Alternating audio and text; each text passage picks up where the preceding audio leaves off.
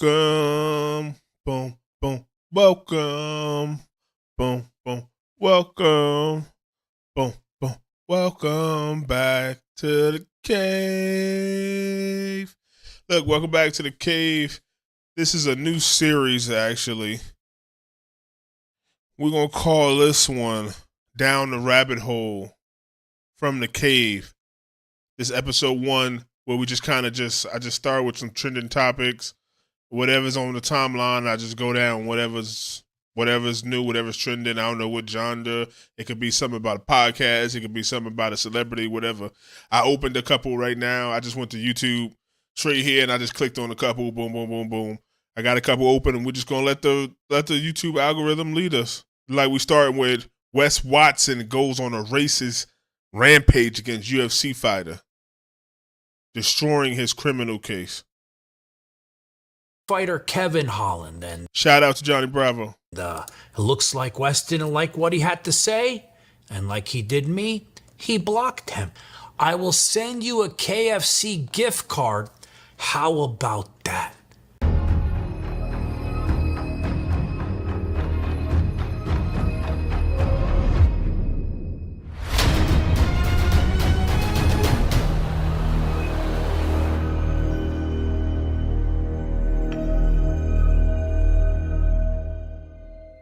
So by now, we should all know who Wes Watson is, that piece of shit with 3 hairs left on his head and he's trying to cover up with that stupid tattoo, right? We should all know him because he's famous. Remember, everybody knows who Wes Watson, that asshole, is with his purses walking down the streets of Miami and his high heels to make himself taller. We should all know him, right? I'm famous. I'm famous. Well, he's always opening up. If you don't know, Wes Watson is known as a fucking prick. He started in the red pill community.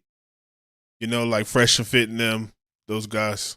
That's what he was. His big mouth, bigger than he should, like I was just saying. And now, it got him in a little hot water. And he was live with his silicone stuffed Sharmuta Angie, right?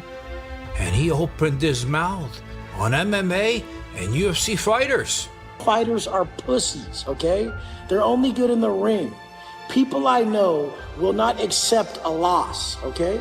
If a pro fighter did his jujitsu on him, then the guy's gonna come back and duct tape his family, okay?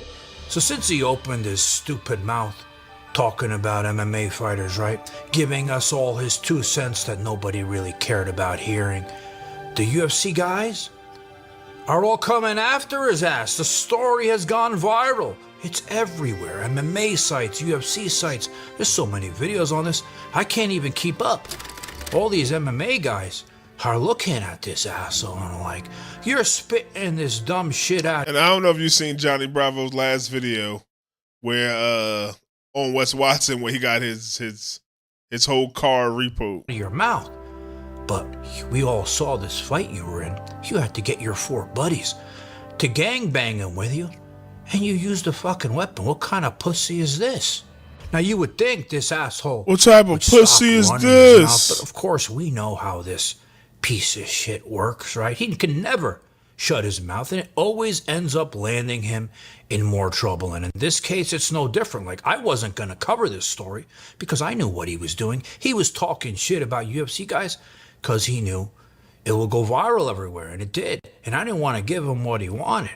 But now, he opened up his mouth a little bit too far.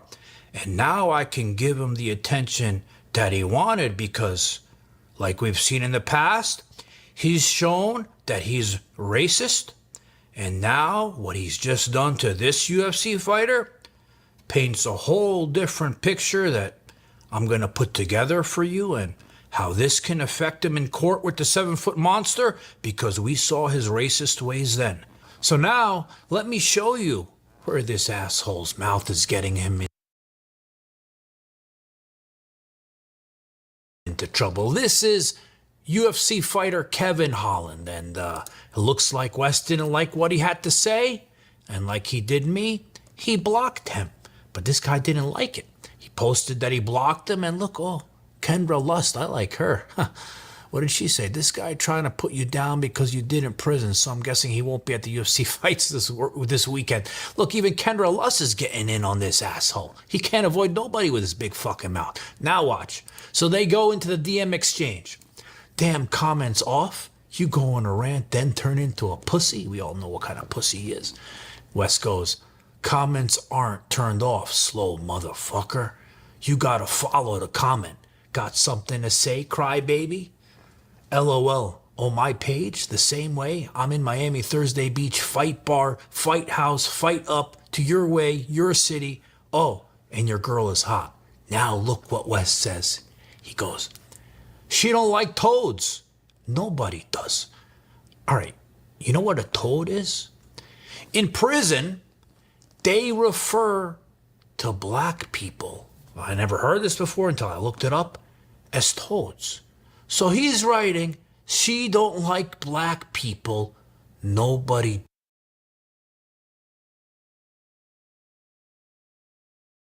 does. All right, look how fucked up. Now it gets even better. LOL, she likes money, he said. I can tell. And you're broke, kiddo.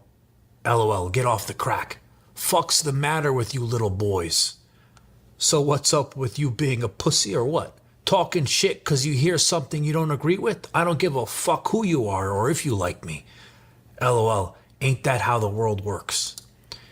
He goes, no, fuck weirdo. I'd call you out, but I ain't got your number. And now look what he says, the asshole. Look at this racist shit. I will send you a KFC gift card. How about that? This fucking asshole. Sucks being an influencer when you get called out and won't do shit. Like we all know he never does. He talks a big fucking game. Then when it comes down to it, he brings his fucking buddies to help his ass. So this is another example showing how he's a racist. And you know, it started when we first saw what he did with the 7-foot monster, beating him down, calling him those names, right, that I won't repeat on here.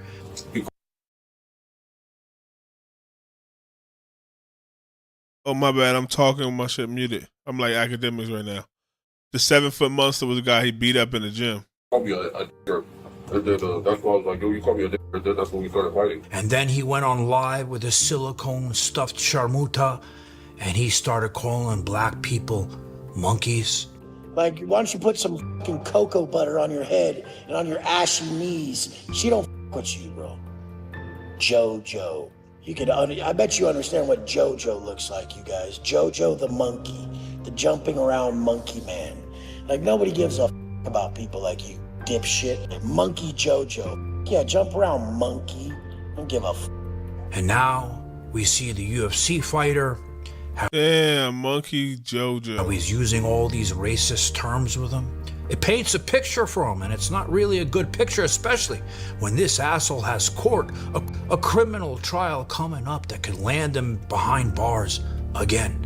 And him showing this behavior online, that crime against the 7-foot monster, it could be looked at as a hate crime with all this shit he's showing. So I started thinking, I'm like, you know, when did this guy, you know, become a racist? And I had remembered he was on a podcast with our favorite, Adam22, that cuck, piece of shit, fuck boy, loser. No jumper, the coolest, tough, wait, no. What is it? The coolest, chillest podcast? Right. I don't have to get into him right now on this video.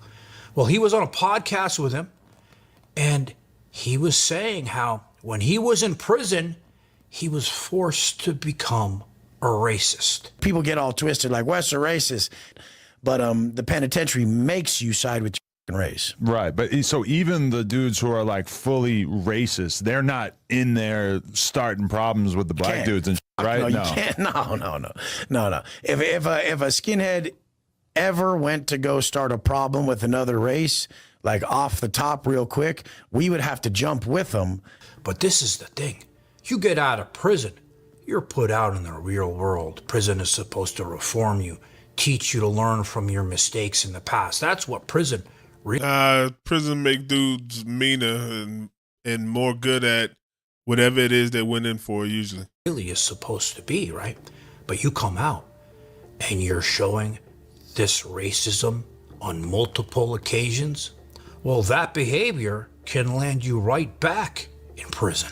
So again, he has a criminal trial coming up this summer against the 7-foot monster.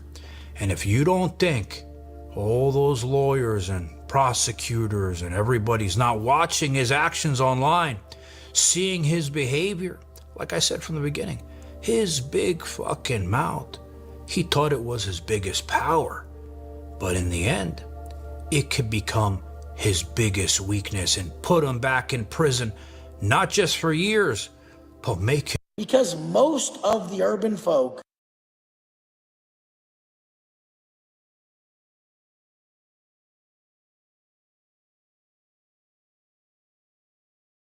I keep doing that shit. Anybody surprised though? That's crazy, but anybody surprised? Attempted kidnapping leads to a man being shot, killed in Peoria. Yeah, I'm lost. I should read what the comments say, huh? Yeah. Right before we watch it. Yeah, I'm at a loss as to why there are so many absolute ignorant and idiotic comments on this video. She was clearly being stalked. She screams. He runs after her. She got a kid, and then you hear the cops tell him to stop. He doesn't. Bam, the end. Damn. All right, let's watch it. I don't think I need to read another one. Video shows a Peoria woman screaming for help as a man allegedly tries to kidnap her child. Within minutes, police responded and shot the suspect. 12 News journalist Sean Rice is live from the neighborhood near 87th Avenue and Thunderbird. And Sean, what happened?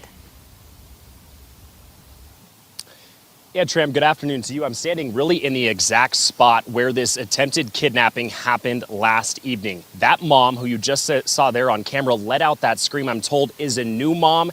She just had her child within the last couple of months. And I'm told she would regularly walk that child in a stroller in this neighborhood along these sidewalks in what is a normally safe gated community. Now, Peoria police tell us last night 43-year-old Matthew Cardone simply would not leave her alone. He walked up to her and attempted that kidnapping, and what that video shows really narrates how this entire thing unfolded. Let's walk you through that video step by step. Peoria police tell us this all happened at around 6:45 last night. Here you can see Cardone try and talk to the woman as she walked in front of this home in the neighborhood. It's just a couple of houses down from where this attempted kidnapping took place. As she walks away, Cardone follows her, and you can hear the woman let out several screams as she frantically calls for help. About a minute later, you can see him walk down the street, and a Peoria police truck follows. This was after multiple people called 911. Not long after that, you can hear a police officer give him commands to stop in his tracks. Then you can hear several gunshots, over a half dozen gunshots from that video. Cardone, we're told, was shot and killed here on scene. And from speaking with neighbors, this is a community where a lot of people walk their pets or children in the evenings. And friendly people would always see this woman walk her young child on these sidewalks, and they always would keep a watchful eye on her. Neighbors last night told her, or 2 days ago, actually just made a comment to her about make sure that you're safe and always aware of your surroundings. You know, you never know. Coincidentally, the next day, this situation happened. And so it was a real eye-opener. I'm very grateful that she's good. And that kindness from neighbors showed itself last night when police tell us someone who lives nearby helped that young mom get away from the suspect. Damn, thank God. She was in her own neighborhood. He was comfortable as hell. And call police, who responded here within minutes. The woman's husband, I'm told, was also able to run over and fight him off as well. This morning, I did have a chance to speak with her husband. They live just down the block from here. He did answer the door, but respectfully asked that we respect their privacy as they continue to work through the scary emotions of what occurred last night. Now, Peoria police tell us the Glendale Police Department will assume the investigation into determining whether or not this officer involved shooting is justified. But from talking with many neighbors here in this gated community, they tell us they're extremely grateful for that swift and fast Peoria police response. Shout out Peoria police responding. I guess the guy didn't do something, and he got Spadowed. The video doesn't show what happened. Yeah, it really doesn't. Well, at least the story has a happy ending. Yeah, I guess so.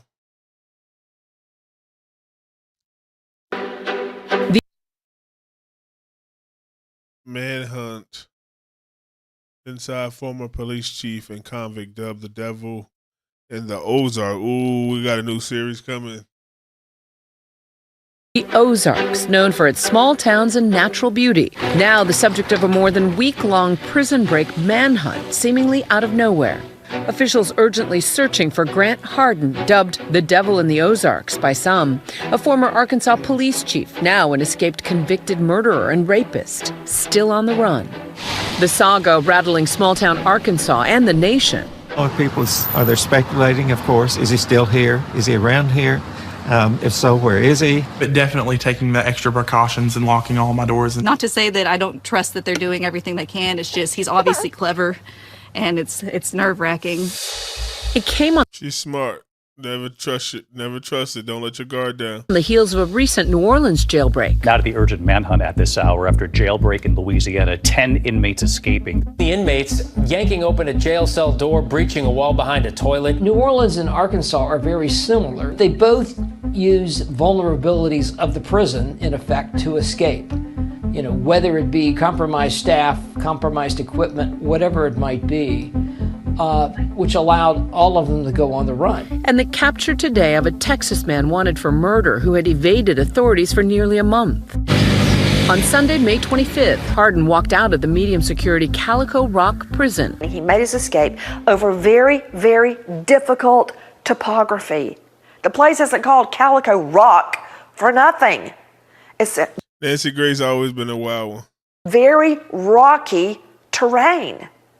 Yet he's made it, and he's been on the run for days and days and days. The 56-year-old locked up since 2017. He is just an evil man. He should not be trusted. In one word, I would say he is a sociopath.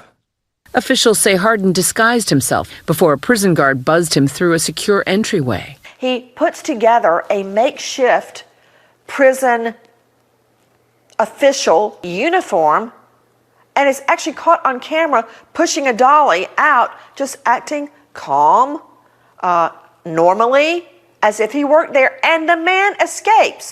He act like he belonged. 90% of the time you act like you belong, you're going to be able to just do it. Like, they're going to be like, hey. Like, he's too obvious. Like, nobody else saying nothing. He must... Like, he must be there. Security lapse is now under investigation and an internal review at the prison underway. It's a little hard for me to imagine that he pulled all that off with nobody else involved. Like every fugitive, time is not necessarily on their side unless they've really got tight resources. I mean, like Whitey Bulger. Whitey Bulger stayed on the run for, a dozen plus years because he had a lot of money. And he went to a community in California, and basically he and his wife posed to somebody else. The FBI and U.S. Marshals offering a combined reward of $25,000 for information leading to Hardin's arrest. Authorities closing roads and scouring heavily wooded areas and caves nearby, warning Hardin could be armed and dangerous. Now, is he inside one of those caves? I doubt if he's going back. That's a lot of money. He probably going to go death by a cop because he probably he ain't gonna get another chance. He ain't gonna get another chance. He don't want to be found. It makes it very difficult to search for him because you'd literally have to climb rocks and go from entrance to entrance into caves. But if he is up there, then somebody pre-planned that. You can't just go into a cave and stay there for weeks. What are you going to eat? How are you going to survive? My colleague Faith Abube spoke to the communications director for the Arkansas Department of Corrections late last week. There is a building sense of frustration, just wanting to bring this to an end, wanting to make sure that, the community is safe and that this, dangerous inmate is brought in. So law enforcement is going to look at friends and associates. Who has visited him in the prison? What phone calls has he made? Are any of his relatives, for example, she may be an ex-wife, but a wife and a daughter. Has he had any contact with them? Some of his victims and their families truly terrified. I mean, it just seems so unreal. I mean, how does this happen? Cheryl Tillman is the sister of James Appleton, who Grant Hardin pleaded guilty to murdering in 2017. Hardin shot Appleton in the head. Investigators found his body in his truck. What happened? Somebody shot this old boy. I got a phone call from a lady that said that my brother was on a hill. It looked like he was slumped over the steering wheel. Cheryl says James, a water department employee for the city, was often at odds with Hardin. Grant was very hard to get along with. They didn't have a very good relationship. The family says they don't understand why Hardin would kill James. He could never give us a reason why this happened. And that's all we ever wanted, was a reason why. That night of the murder, Hardin was arrested. Can I get a lawyer? Yeah. I don't feel like I need to. It's up to you. But obviously something's going on and I need one. Can you stand up for me?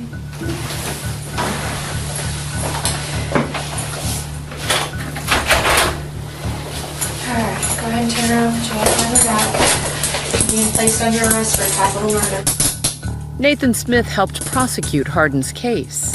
He had a sample drawn from him for DNA comparisons, and as a result of that, it was proven that he was the offender in an unsolved rape case from 1997, and he pled guilty to that additional charge. He attacks a school teacher, for Pete's sake, on a Sunday morning getting ready for class. Yes, sir. Had a teacher molested in the bathroom here. A teacher, sir? Yes. Who did it? We don't know. She went in the bathroom and someone grabbed her. This guy will do anything. Yo, he viciously raped a... That's crazy. He raped a teacher, and she called it in and did everything and went and got it swabbed, and it was from 1997. That's crazy. He got caught for something unrelated, and it got linked back to him. School teacher in the bathroom at gunpoint. Hardin was given a combined 50-year prison sentence for both the 2017 murder and the 1997 rape. What stands out to me about Mr. Hardin is not only the manner in which he committed both of these heinous crimes, but also that he could commit these two crimes so far apart from one another and go. He ain't trying to get caught. He ain't trying to get caught. For years and years and years, live with that, work in law enforcement. There's a term that's called parallel personalities, where they can do absolutely horrible things and come back and lead a normal life. Our ABC affiliate, KHBS, reporting that prior to the crimes, Hardin worked for at least 4 separate law enforcement agencies. He made his way up to constable, police chief. Hardin was allegedly fired for excessive force and making poor decisions on the job. Because this escapee is a former police chief and police officer, he's going to smash up the likes, smash up the likes. At least be more cognizant of, he could be tracked with a cell phone. He knows not to call relatives, friends, associates, those kind of things he maybe would think through. Hardin's gruesome crimes became the subject of an episode in the true crime series, Shattered. Even if he said he did do it, I couldn't see that side of him. And later in the 2023 investigation discovery documentary, Devil in the Ozarks. You know, it's just disgusting to think that one man has that much power to do that. If he's not a psychopath or a sociopath, they're going to have to redefine the term. Pop culture has long been fascinated by the thrill of prison. It's unclear if the trio survived their attempt to get off the island. They were never found. And the Golden Globe-nominated series Escape at Dannemora. These are dangerous people, and they're nothing to be trifled with. Chronicled the infamous 2015 prison break of 2 convicted murderers at the Clinton Correctional Facility in upstate New York, helped by a prison employee who prosecutors say was their lover. Oh. Last year, Danilo Cavalcante, a convicted murderer, made a shocking escape from county law. So this prison known for having people escape. Up in Pennsylvania by crab walking up the walls in the jail yard. He was captured after an intense 2-week manhunt. Oh, that's a different place. And today, a search still ongoing for 2 of those 10 inmates who made that brazen escape from a jail in New Orleans more than 2 weeks ago. Prison breaks are sort of inevitable. Many prisons and jails are understaffed. like the one in New Orleans, maybe had 60% of the manpower they needed to run it. Low pay also doesn't attract people that are the most trustworthy. Back in the Ozarks, authorities continue. That's crazy. I guess he's saying a lot of good people, good-hearted people, don't want to be correction officers and be around criminals all day and people that's going to try to trick them. So I can imagine that not the best people or people that want to do that job for a good reason, or a lot of people that's just doing it for money do that job. So then they're susceptible to just being like paid off for stuff. Hey, you want to make $5 grand real quick? Just let me get this in the jail. Let my girl pass me this or whatever, blah, blah, blah, some drug or a cell phone. Hey. Continue the manhunt for Hardin. I have a lot of faith in our state, local, and federal law enforcement officials. I know that they're doing everything they can do. They're moving heaven and earth to find him. And so I'm hopeful that they'll recapture him soon. Be vigilant, to just keep your doors locked. You know, just be careful. Yeah, they got a serial killer on the loose. All right, what's this? State attorney announces arrest of 7 police officers. WPBF 25 News at noon starts with breaking news. Breaking news here at noon, 7 West Palm Beach police officers surrendering in connection to a deadly crash that killed a mother and her pregnant daughter. It happened last summer, and it follows a months-long investigation into whether these officers violated pursuit policy.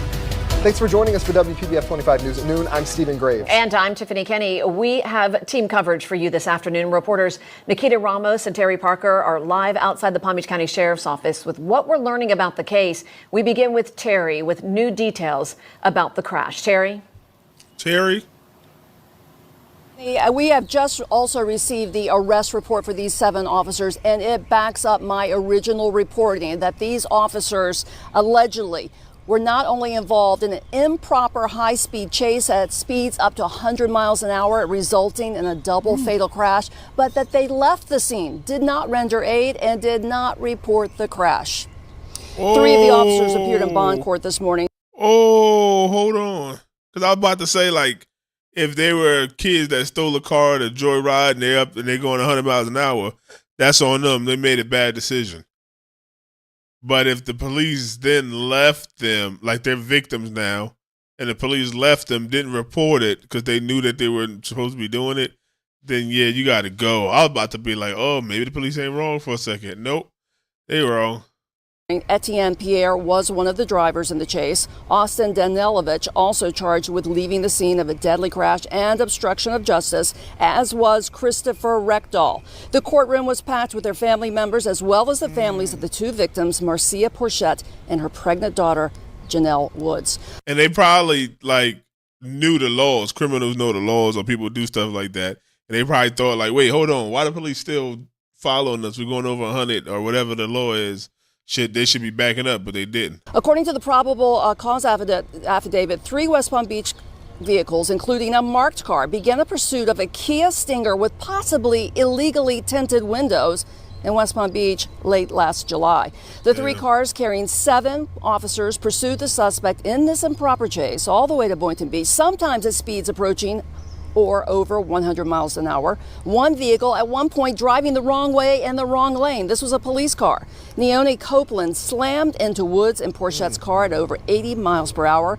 The PC says then cell phone GPS records and vehicle trackers showed all 3 of the cars approached the scene and either did a U-turn or drove past it, right where Porchette and Woods were lying there suffering fatal injuries. The report says the officers then turned around, failed to render aid, failed to notify a supervisor, and did not reveal their role in this chase and crash.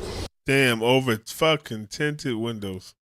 And as I reported previously, one source close to the investigation tells me that the officers fled the scene, one of them at least, at 100 miles per hour. It was only when Boynton Beach police then went back and looked at the videos around the crash and said, hey, what was West Palm Beach officers doing here? They contact West Palm Beach supervisors, and that's when their involvement in this fatal crash came to light. We're going to have much more on what happened in court today and where the other officers are and all.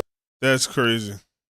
Today at the Palm Beach County Courthouse. Now inside of court, we saw for the first time officers Christopher Reckdahl, Austin Danielovich, and Pierre Paityn are all now being held on $125,000 bond each.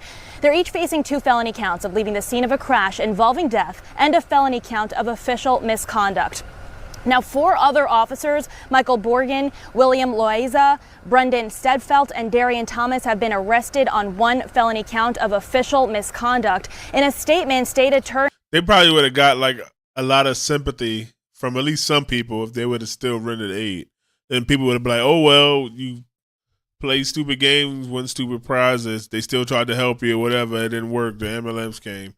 But the fact that they left is like, fuck. Yeah, we got to get you. Attorney Alexia Cox says that the police officers' actions are a disturbing betrayal of public trust and that the office will pursue justice wherever the facts and the law lead. So this day marks this appearance of these officers mark a very long process ahead that we, of course, will continue to follow. Shout out to WPBF 25. Can't even say that. What's this? Housing warning. You might not like what you hear. Oh. Not a day goes by, right? I mean, warnings and concerns about the housing market, they're mounting. Now, this morning in my inbox, Political called this situation a lose-lose. And, well, there have been even more sensational headlines like this one from the Daily Mail saying that realtors have hit the panic button. Now, some parts of the market, the housing markets, have already crashed, folks. I mean, second quarter of 2025, what they call the vacant property zombie report, 1.4 million residential properties. That's up big time, 1.3% of all U.S. homes. So they're vacant, right? They're zombies. 13 consecutive quarters. Well, this number has been around that level. So, you know, obviously people drive through these neighborhoods. You see them, you know what we're talking about. And then, of course, this morning, we learned that mortgage applications were down yet again, 3rd week in a row. And this is don't they say like a lot of companies are buying single family and one family home, whatever you want to call them? Refis and purchases. Now, part of the problem is that there are now a lot more sellers. Look at this chart. This is fascinating. A lot more sellers than buyers. All right, 1.9 sellers, 1.45 potential buyers. Now, my next guest has the best insight that I've seen on the street when it comes to these numbers and really the nuance of these numbers. I want to bring in now Resi Club co-founder, editor-in-chief Lance Lambert. Lance, welcome to New York. Welcome back to New York. Thank you for having me. Let's talk about this overall problem. For me, this is the stat that stands out most, right? Let's bring that back before we go to Lance's chart, because the more sellers than buyers, obviously the tables have tilted. It's a so-called buyer's market, and yet it doesn't feel like it.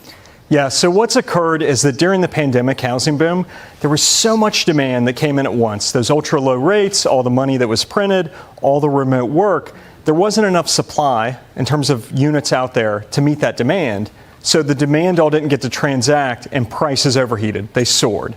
And so once mortgage rates went up 3, 4, 5, 6, 7, that reality of that deterioration became apparent. And so the market we're in now is slowly active inventory is rising, completed unsold new construction is rising, and the power dynamic is moving more and more from sellers to buyers. Let's look at this. I want you to look at this chart with me in the audience. So the year-over-year metro level changes. It's interesting because the... Hold up. Let me make sure my cam is good. Hold up. Fixing my cam. Don't worry. Red areas are all areas that were super duper hot for a while, right? We're seeing Florida, Texas, Phoenix. These were the areas that were sizzling just not long ago, and now they're starting to come down. Is that typical? Yeah, it is typical with housing. Often the growth markets are the ones that get the corrections, or the deeper corrections. And so what occurred during the pandemic is those markets saw prices go up more. They had a lot of people move in. And they have just more new construction. And so as that migration is less of it's coming in, so they have to rely more on local incomes, that's created a demand shock, a greater one there. And the builders... They got to start allowing people with maybe lesser credit scores to get some things, because they got to realize COVID and other things happen, and they may have done some things and have less than perfect credit score, but they are trying to fix it now. I think they got to open up more trust. For multifamily and single family, they have to move that product. They're going to sell it. So if they have to discount it, do big buy downs, do whatever they need to move that product, they'll do it. And so it creates a cooling effect on the resale market as existing home sellers have to compete with the builders. So here's the thing, though. I read somewhere where there's yesterday, I think, $700 billion in homes worth, for sale. Although I kind of say, come on, give me a break. But maybe it's what they, it's what they would like to get for them. $700 billion. That's up over 20% from a year ago. At this pace, though, what happens? I mean, are we looking at a housing collapse? So what we're seeing is more sellers markets becoming balanced markets, more balanced markets becoming buyers markets, and some of the places like Florida that was in a bit of a gully is now in a bit of a correction. And so we are seeing the market. But you sound confident that it won't get worse. Like, it sounds like. Well, there's downside risk in this market. Okay. Prices can fall. And this is one of those windows where there's a greater vulnerability to prices falling and fall. What was this? Active housing inventory for sale compared to pre-pandemic levels. Country shift between April 2019 and April 2022. So this is pre-pandemic. This is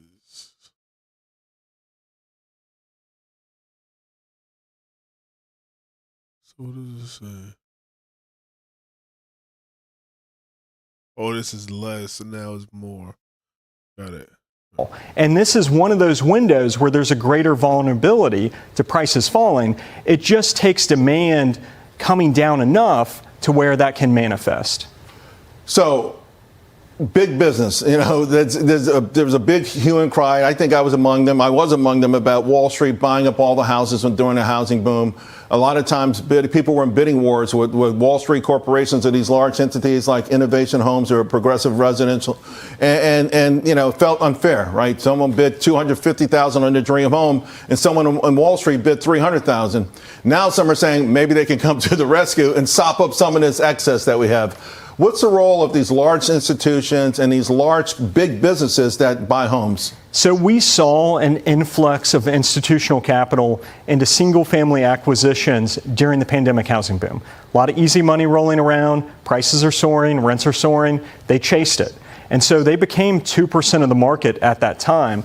That's pulled way back to where it's now a third of 1%. They're not buying much, and they haven't been buying much since the second half of 2000. Dr. Horton, they got a class action lawsuit. A lot of their houses, they say, don't last. I don't know. I don't know if that's true or not. In 22, they don't like the returns they can find in the market. Some of them are a little worried about some of the downside risks. A lot of people are saying, they bought all the mobile homes. They jacked up rents. They bought all the cheap, low-hanging fruit homes, starter homes that a young family may otherwise have bought. They bought it and they jacked up the rents. And that prohibits a lot of young people from ever achieving the American dream. I think they're downstream of what the overall reason was. There was so much money that came into the economy. Right. Ultra low rates, capital markets are humming, and it had to go find returns. And so I think maybe at a margin, maybe they played a role, right. But they're a part of a bigger movement of what happened during the pandemic. So real quick, I got less than 30 seconds. The Federal Reserve being criticized, rates are far too high. Should the Federal Reserve take into consideration? Rent is too damn high. I always remember that dude in New York running for mayor. The rent is too damn high. And what's happening in housing when they make their next rate decision? Well, I think the thing with the long-term rates, like mortgage rates, sure. It's hard to say if the Fed cut some, how much that would impact the long-term rates. But if you look out at the economy right now for housing, when you account for U.S. incomes, U.S. home prices, and mortgage rates, we're at a 40-year low for affordability. And so the existing home sales market's not getting much turnover, and buyers are gaining more power the longer we've stayed in this constrained market. All right, save your money. Your dream home may come around again. Your work is fantastic, Lance. Thanks a lot. Great seeing you. Your dream home may come welcome around. In here. This next.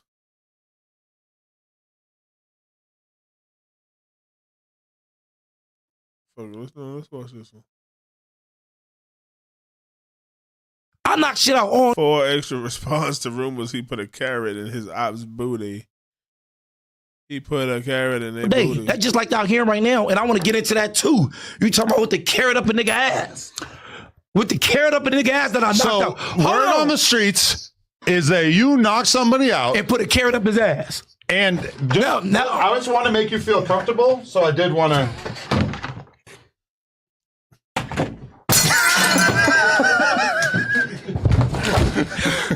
Damn, that's a whole glass table. Yeah, I mean, plate. Does this look familiar, Olaf?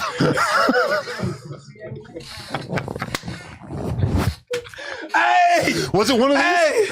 This one is my boy. Was it one of these? This is my boy. Was it like this? Hey, look. All right, look.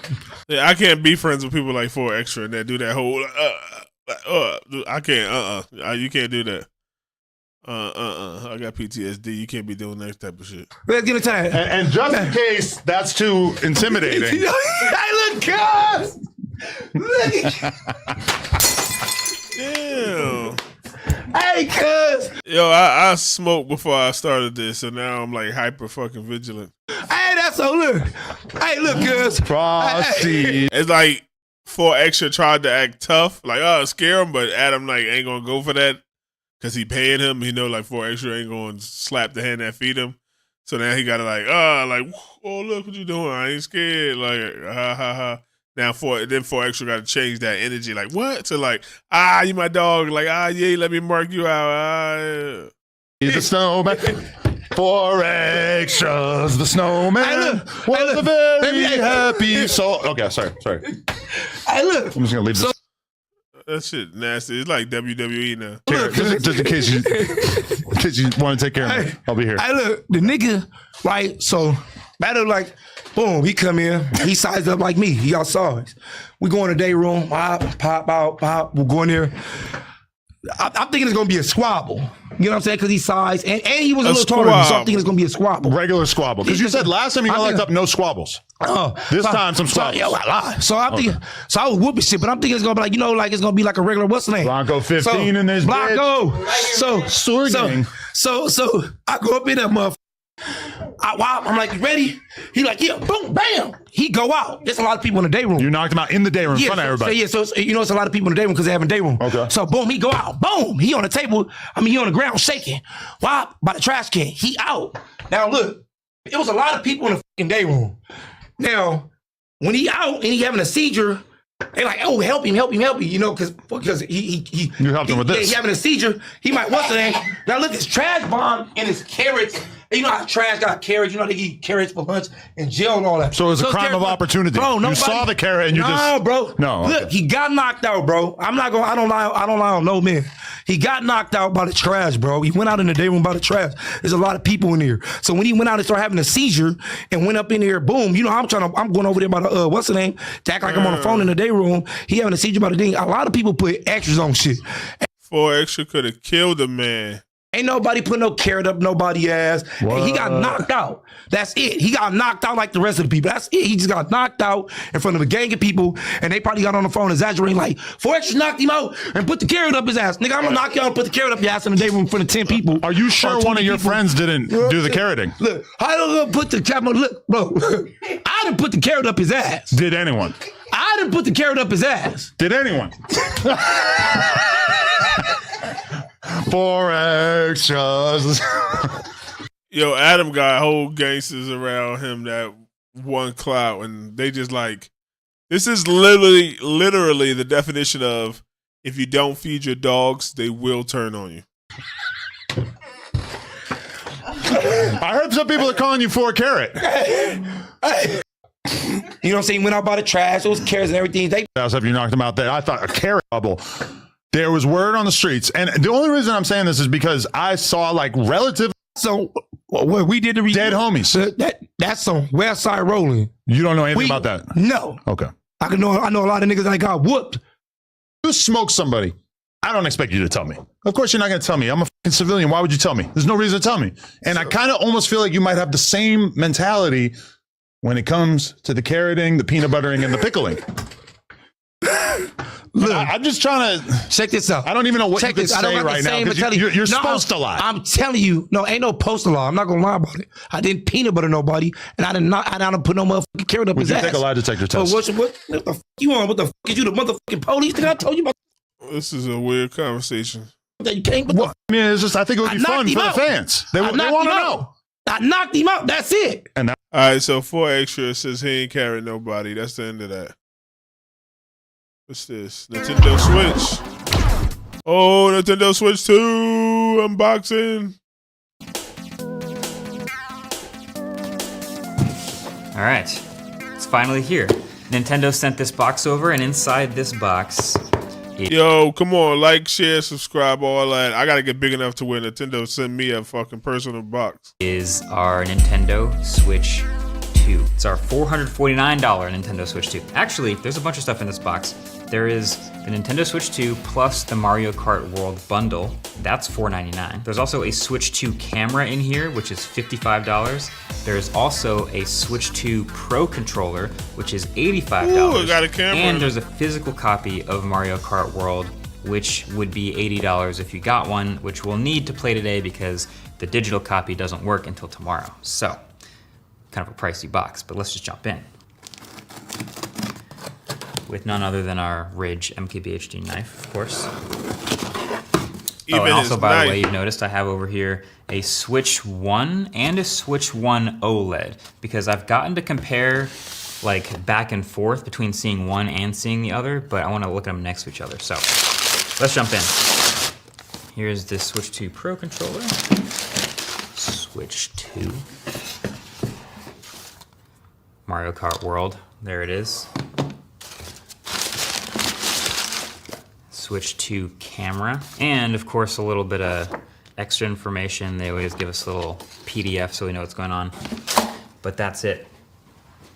So of course first we should get into the console itself. That's all anyone's really here for anyway. Oh, I remember the camera from a review I did before. I remember you could like put your head on, like if you're playing like Mario Party, you could put your head by your dice and stuff. I remember that. So there you go. That's the box you're gonna see in stores and Best Buy and everything.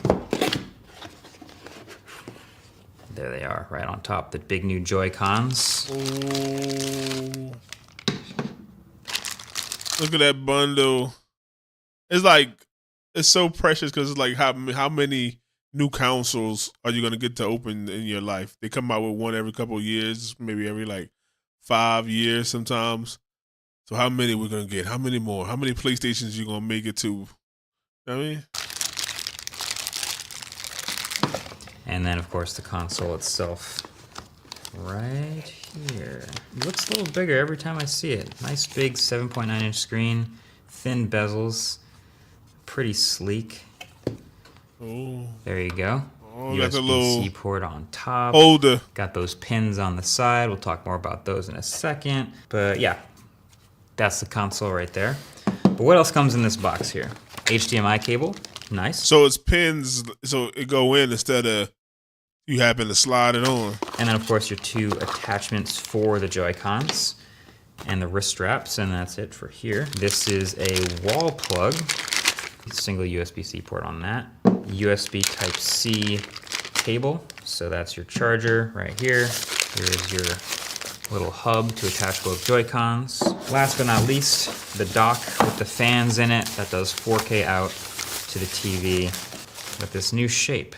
I think first thing I want to do is just attach the Joy-Cons. That's the thing that I missed. They're like a better shape because the other one is kind of like, don't even cover the whole thing. You've been tipping over and shit. When I first got to see those magnetic Joy-Cons, it's just so satisfying. This little mechanism here that pops the Joy-Con off the Switch. It attaches super, super well, but if you just press it a little, it detaches just like that. And then you just pull. So that's nice. I kind of wonder how durable these pins are, if they're gonna break. I've been told they have a little bit of give on purpose so that if you do knock up against it or drop it or something, it won't instantly break.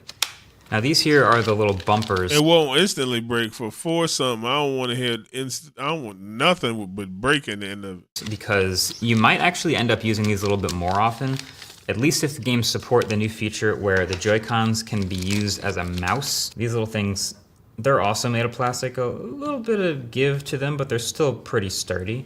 And they attach to the Joy-Cons themselves. So, if I throw this bumper on here, just like that. Hooks on the bottom. And there you go.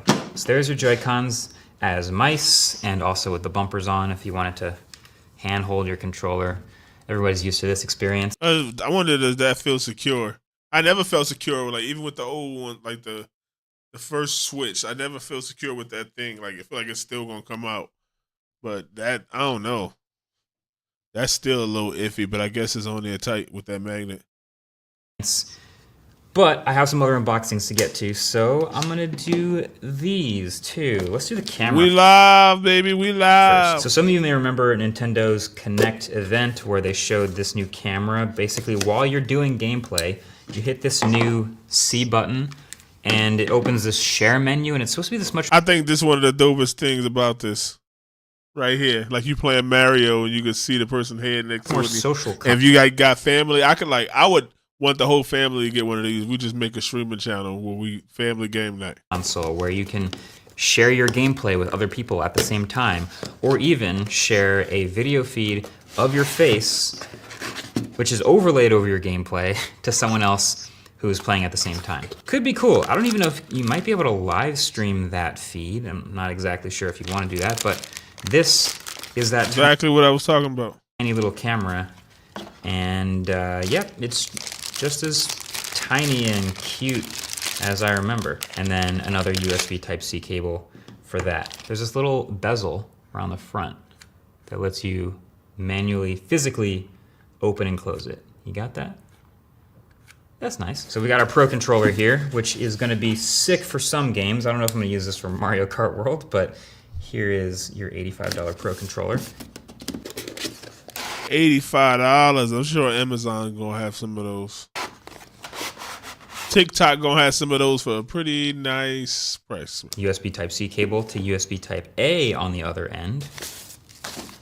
Oh, it's kind of heavy. It's got some weight to it that I didn't actually expect. Everything else is obviously mostly plastic, and so is this controller, but it does have this. It resembles a PS5 controller. It's like central weight where I'm sure battery and haptics all are. So, okay, switch 2. I'm gonna put these Joy-Cons back on and fire it up for the first time. That's so much faster than before. Also, the dock here is nice because you can just, ideally, pop it in. Oh, so it still don't cover it that much, but it ain't like pointy. There's a little bit of wiggle, a little bit of give. It's not too bad. This is the Switch 1 dock, which didn't really have any give at all. Well, maybe the first one, it looked like it might have covered more. Maybe I'm wrong. So I'm a little surprised to see so much wiggle. I think it's about time to start playing some games. Power button. Oh yeah.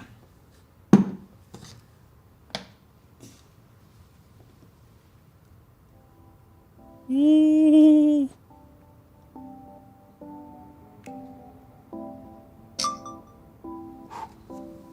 Speakers are bigger. It's crisp. English, yes. The Americas, yes.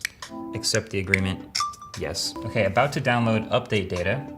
I heard about this day 1 update. You can continue setting it up while the update downloads, sure. What time zone am I in? Okay. New York. Last thing I want to do is just get a look at this physical game because the cartridge slot is still at the top. Where's my ridge knife? So if I were to, in the future, maybe not get the bundle at launch, but get the physical Mario Kart World game, this is what one of those nice cartridges is going to look like. All right. Oh, shit. Plastic. This is a massive package. I'm sitting here like looking for it in the middle of the thing or whatever, and it's down there. Damn, they could have like do a more economic package or something. For this tiny. Like for that much plastic, they probably could make it look like Mario and have it like you open it and it's like are different kind of characters. Little cartridge right here, but this is the game. Those are your pins. There we go. MKBHD. What are like QRC code, whatever you got on the back, so you can do it and you still get all the information and instructions and everything. Logged in. Very nice.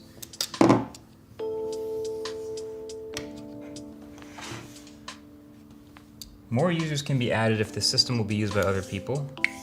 Good to know. To Parrots and Guardians, set up your controls. Psych. Don't have any cards to add, but I would if I did. And then to set up the complete, hit home. Great. First look at the home screen on the Switch 2. Nice screen. So I could obviously jump in and download an app or game right now, but I think the move is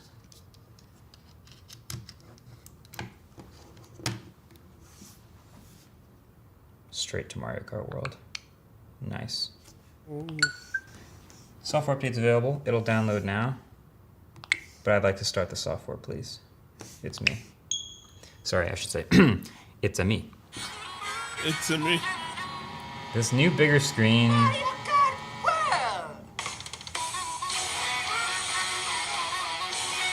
7.9-inch display looks way better. 120 hertz looks so much better. Turn the speakers down. Okay, sorry, I'm getting carried away.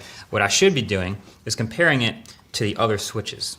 So I'm gonna do that real quick, just because we actually have them all side by side. Oh man, I wanted to see that. So this is the Switch 1. This is my Switch 1. It's also a colorware Switch 1, so that's why it looks a little different. It's got the paint all over the Joy-Cons and the back, and it looks super sweet. But this is the old kickstand, and this is the old Switch 1 size. This is the new Switch kickstand, and the new Switch size. Much better kickstand. The other one was prone to getting knocked over. The thickness is roughly the same, but obviously much bigger screen, much better looking screen, higher refresh rate, more storage, the whole deal. Obvious upgrade. But this is David's Switch OLED, which they did upgrade some other things on. Obviously it's an OLED display, but it also has this full width kickstand. See, this is the difference that we're talking about. This is the Switch OLED on the bottom, Switch 2 on the top. And this has happened so many times in like even the smartphone world and the tablet world, where we say, oh, you know, we're nerds, we're really pixel peeping, we really want to see a higher fidelity, better looking display. But at the end of the day, most people just want a bigger screen, and that's what the Switch 2 is delivering. We also fully expect, if we're being reasonable, there's probably going to be a Switch 2 OLED at some point in the next like 2 years or something. So I wouldn't be shocked when that shows up, and that's even more expensive, but that's a bigger OLED display that's also 120 hertz and looks amazing. And they might even do some other things that upgrade the console. Like, they weren't afraid of a new kickstand design and some other things for Switch OLED, but yeah. Oh God, I didn't actually think this through.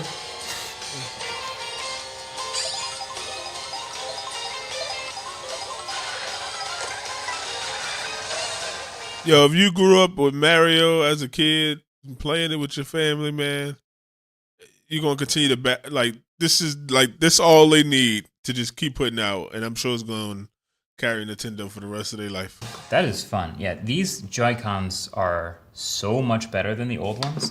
Here, I'll just show you, since we have them. We can actually do a direct comparison. You have to pull the little pin in, slot it up like that. Yeah. And first of all, it's larger, which does make a difference. It's a little more ergonomic, but then also every single button is bigger, the joystick is bigger. I saw that there was a pre-installed screen protector on the Switch, and it's true. I can see it. I'm gonna get a macro shot of it so you can see what I'm seeing. But they say don't remove it. And now that I've seen the instructions, okay, I won't. But if you want to install one on top of it, that's cool too. Like the have a double screen protector. brand has a Prism screen protector you can install on top of this one, and that will hold it and protect whatever's underneath. Now, one of the big Switch 2 talking points, which I mentioned in that last video, was that game that essentially acts as a tutorial to learn about your Switch doesn't come with it. It's not free, and it's not here. But there are some... Why would that not be free? That's crazy. Built-in tutorial things, like how to use mouse controls. If I pop one of these off, select next and follow the on-screen guides, put the bumper on. Probably not something a lot of them are expecting. TV resolution is it's gonna feel different because of the Joy-Cons just as much as the screen. So here's all three Switches all lined up next to each other. Switch 1, OG, Switch OLED, new kickstand, OLED screen, Switch 2. It definitely looked classier. I don't know if it's just the color, but it looks better. It looks like a real gaming system, like something the PS5 would put out or something. Obviously, the biggest difference or Sony would put out is just that it's bigger. I mean, just as my first impression, the bigger Joy-Cons make such a big difference. So most people are going to enjoy a bigger kill switch case. Also, it looks like Dbrand left a note which says, we know there's a lot of features, but they're all pretty important. So take the games with you. But then even once you got the cover off, it's still protected and you have full access to the case. Pops in like that. So all you got to do is place your kill switch on the front tray and they're connected and now they're docked, full 4K 60 pass through, and the dock fan still cools the dock normally. And I haven't even touched on the durability, the build quality, which experiences I should use game share with using the. I think that's dope. I think it's dope. I definitely buy it. Let me get a little extra little dunkets.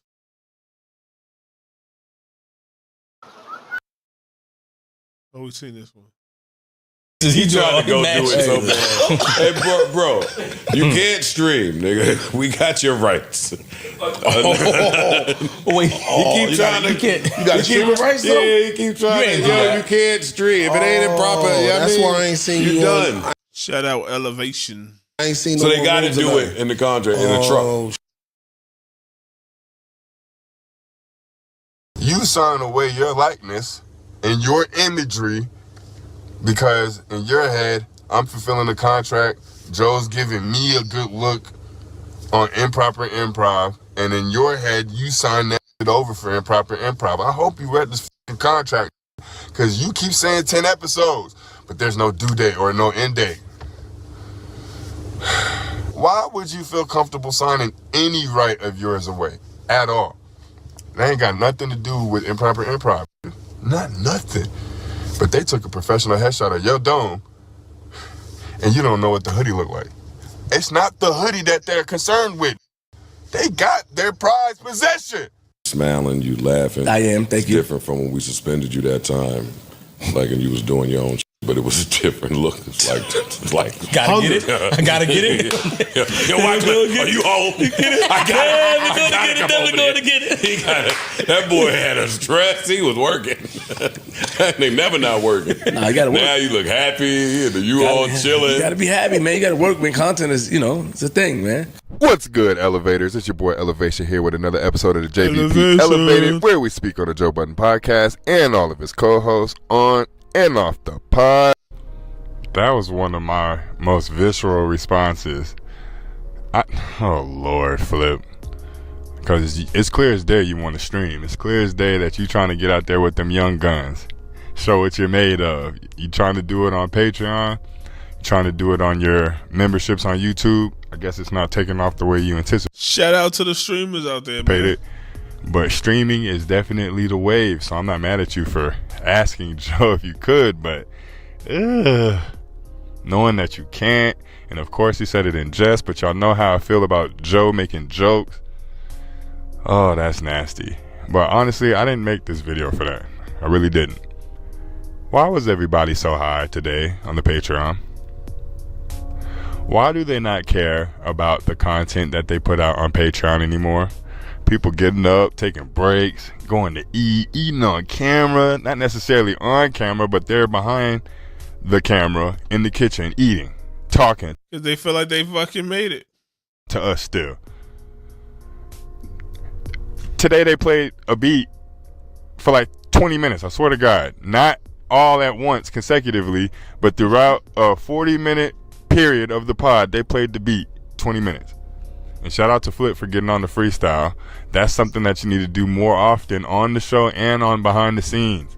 Because I know you see the play, but guys, what is this? Do y'all need to take a break from Patreon? I know we would all be pissed. But when I first joined Patreon, it was content that I knew I wasn't going to get anywhere else. And this was before I found out. They might be running out of content. When you living that life like that and they running out of shit they want to talk about. They all in relationships and stuff. They don't want to start no beef and they say I was at the strip club or I was doing this. Neither one of them. And I think Mark Hill is married, right? About places like Reddit to where I could get it for free and shit like that. But when I first subscribed to Patreon, I was like, wow, this really is worth the $25 I'm spending monthly. And this was like 2.5 years ago when I joined. Ever since then, it's just gone downhill. And I'm not saying like they don't put forth the effort at all, but dog, come on, people pay money for this content. I'd understand if we were watching free episodes and getting all these complaints off, but like we're paying our hard-earned dollars for this. I remember I was paying for the Joe Budden Patreon, and I switched, like I lost my card, and I switched it, and I got a new card, and I didn't realize that, so my membership didn't go through, and I was in a Discord, and I remember I asked a question about something. I asked for like something was, and one of the mods was like, how about you pay your membership? And like kicked me out of the damn thing. I was like, damn, that's rude as hell. I ain't going back there. And I never got a membership again. This content showing up high. Imani slouched on the couch like he don't realize millions of people watch this, even on Patreon. I don't care that it's behind the paywall. Smash up those likes, smash up those likes. If y'all need to take a break, tell us. Let us know. Because Joe was saying a whole bunch of stuff, saying that it was crazy behind the scenes. I was alluding to this months ago, if not years ago. We saw it. You can't hide it. You can't act the way I was acting. And it seemingly has gotten better now because you're starting to put your foot down. You don't care how they feel anymore. You used to walk on eggshells around them because you don't want the backlash of what would happen if you were just getting rid of people left and right because of what happened with Rory and Mal. But this, oh man.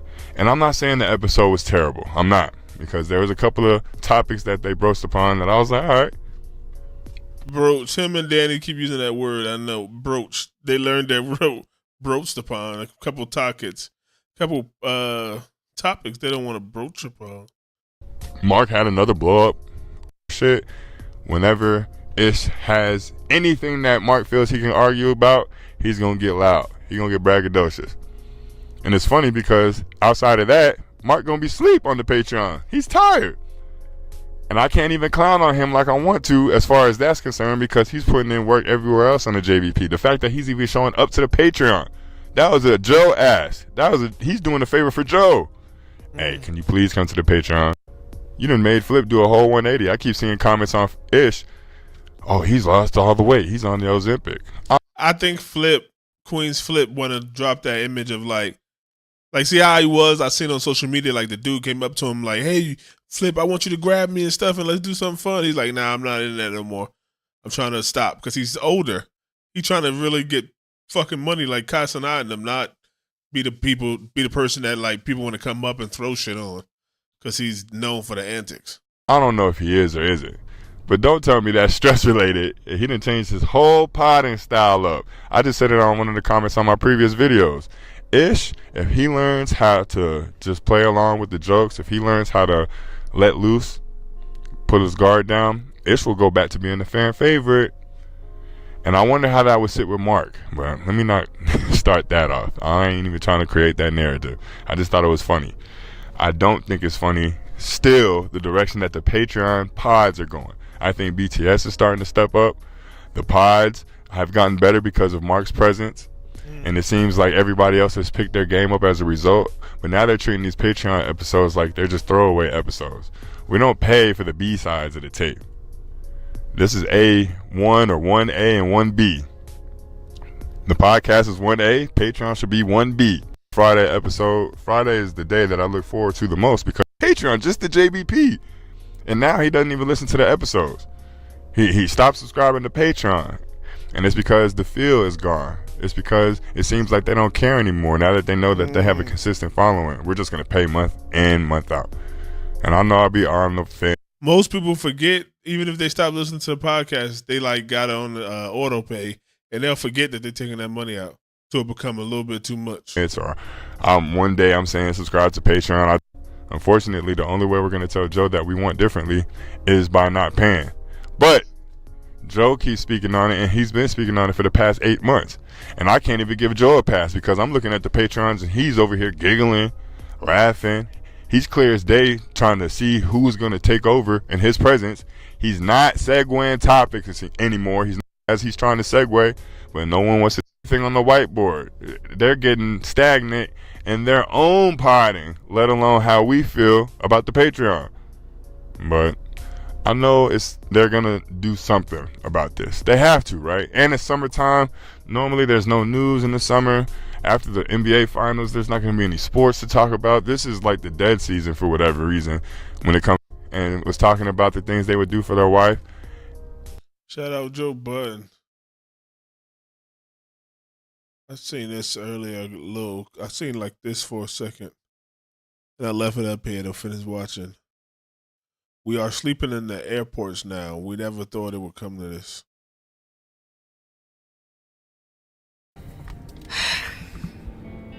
So my mother and I have been sleeping in airports because we've had nowhere else to go.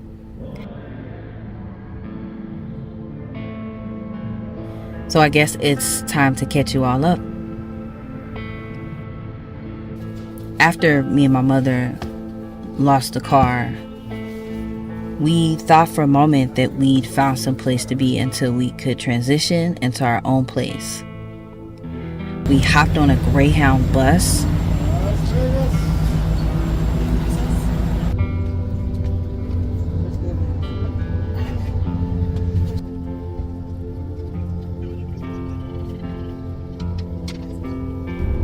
Rode 5 hours away to another state.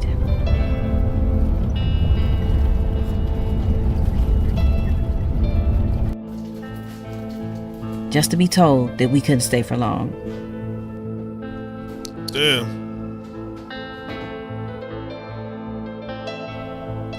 So now we're finding ourselves packing our luggage and leaving our things behind once again. Sometimes I think that if I was homeless, I would rather be homeless on the East Coast because things too like hot and spread out on the West Coast. But then I think like the people on the West Coast is a lot friendlier sometimes. Like you can go to California and you probably got a lot of hippies and, you know, Democrat liberals. Maybe they'll help you. But then you got a lot of gangbangers and stuff too, so you got to pick the right neighborhood. But on the East Coast, I feel like, I guess it get cold too. You get that winter. Woo! I don't know. And you know what they say. Once you find yourself in a position like this, it's like climbing up a mountain to get out. Let's get into it. Here you go, mama. That in and out look good.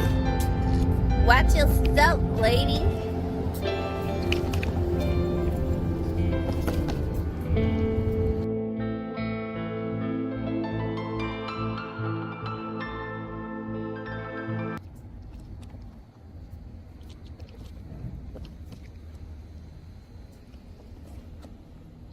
Oof.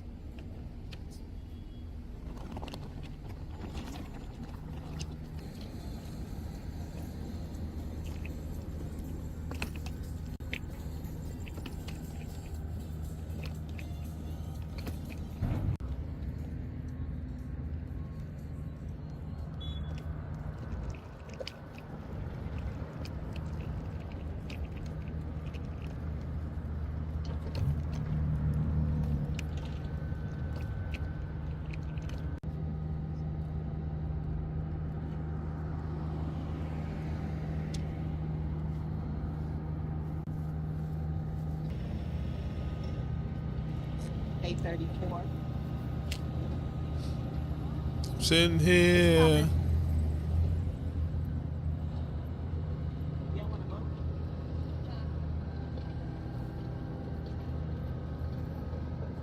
Guess you just move with the seasons too, huh? So in the winter on the East Coast, you come to the West Coast for the nights, and then when it get too hot on the West Coast, you come to the East Coast.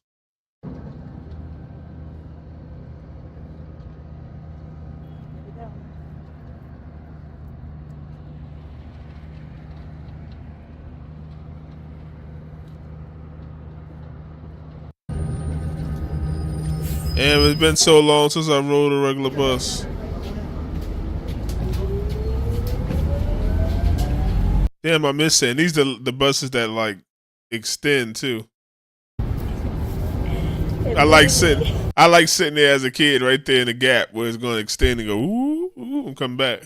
Literally made it at the last minute. Yeah.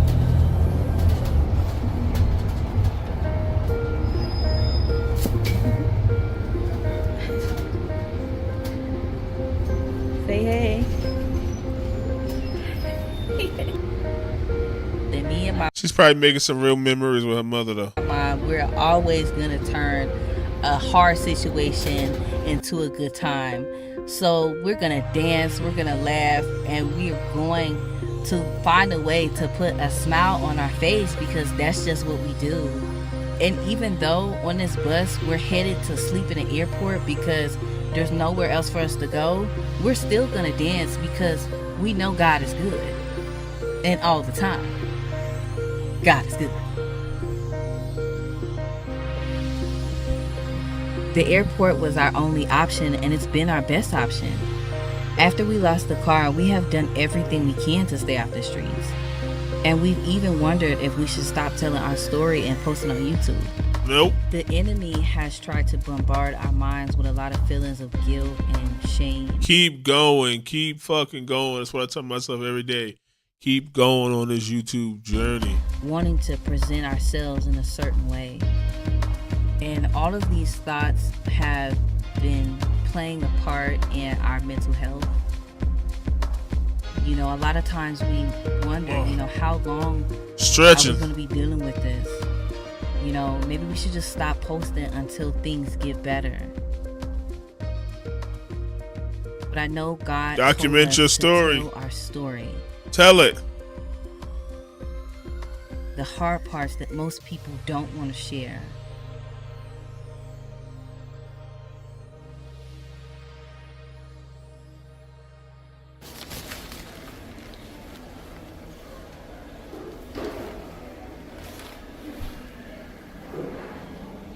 Shout out Samsung. I think she got that S23 or 24. I think I got the S25 Ultra. I mean, shout out. Oh. Leave that iPhone alone. Once we arrived at the airport, we just did our best to blend in hopes that no one will notice that we're not travelers coming in their airport to fly 30,000 feet in the air, but a mom and a daughter wishing that a home wasn't so far away. Just two people needing somewhere safe to lay their heads. Damn, I like her storytelling. What's her name? Now look at us. We ain't never been in this situation before, so we don't know what to do with ourselves. Life. And of course, the first thing I said to my mom when we arrived at the airport was, I am so excited for our trip to Thailand, right, Mom? And she looked at me kind of crazy. But then she hopped right into it and said, yep, I am too. Because if there's one thing me and my mom are going to do, is we're going to make our situation better by using our imagination. Because me and my mother know that this is not our destiny. That we know that God has so much more in store for us. And we have to do everything in our power to uplift our spirits. Because we cannot let this situation take our souls. Not at all. Just No. destroy any ounce of hope that we have left. We are not going to allow the enemy to take our hope from us. Not at all. How many subscribers she got? 10,000. She about to go up. This guy, whoa, 200. Yeah, they about to go up. They about to get a whole fucking hotel. They got the hotel. Take a cruise. 1 a.m. The longer we stayed, the more people left. The airport became a ghost town. All of the flights had gone, and we were just waiting for a moment to feel safe enough to sleep, if only for a moment. And time felt like it was moving so slow. And as exhausted as we were, rest still never came.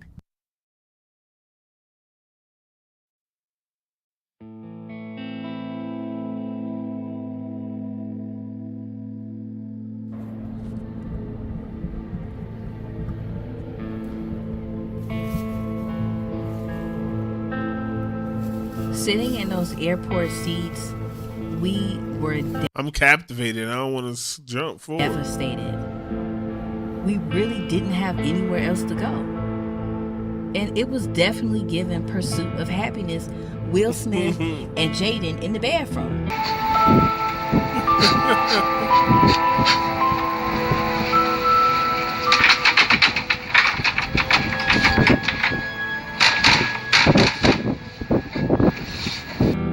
Because how did we get here?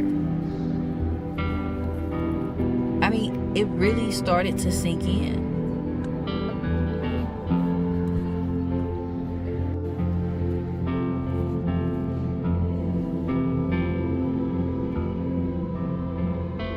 That'd be nice for the next video. How did we get here if they don't address it in this one? Underneath that mask, I started to wonder if somebody I knew saw me sleeping in an airport, what would I say? Will I pretend?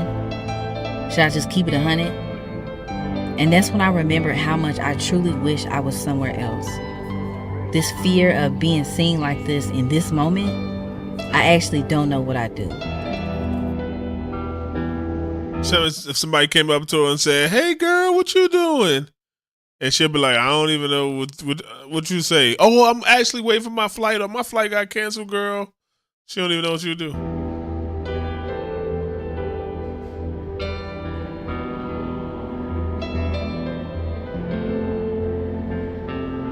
What up, what up, what up? Smash up those likes.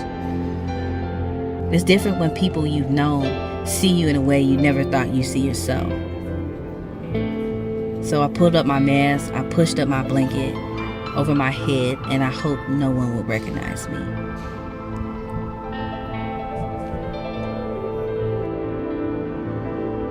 And how long can they stay at the airport?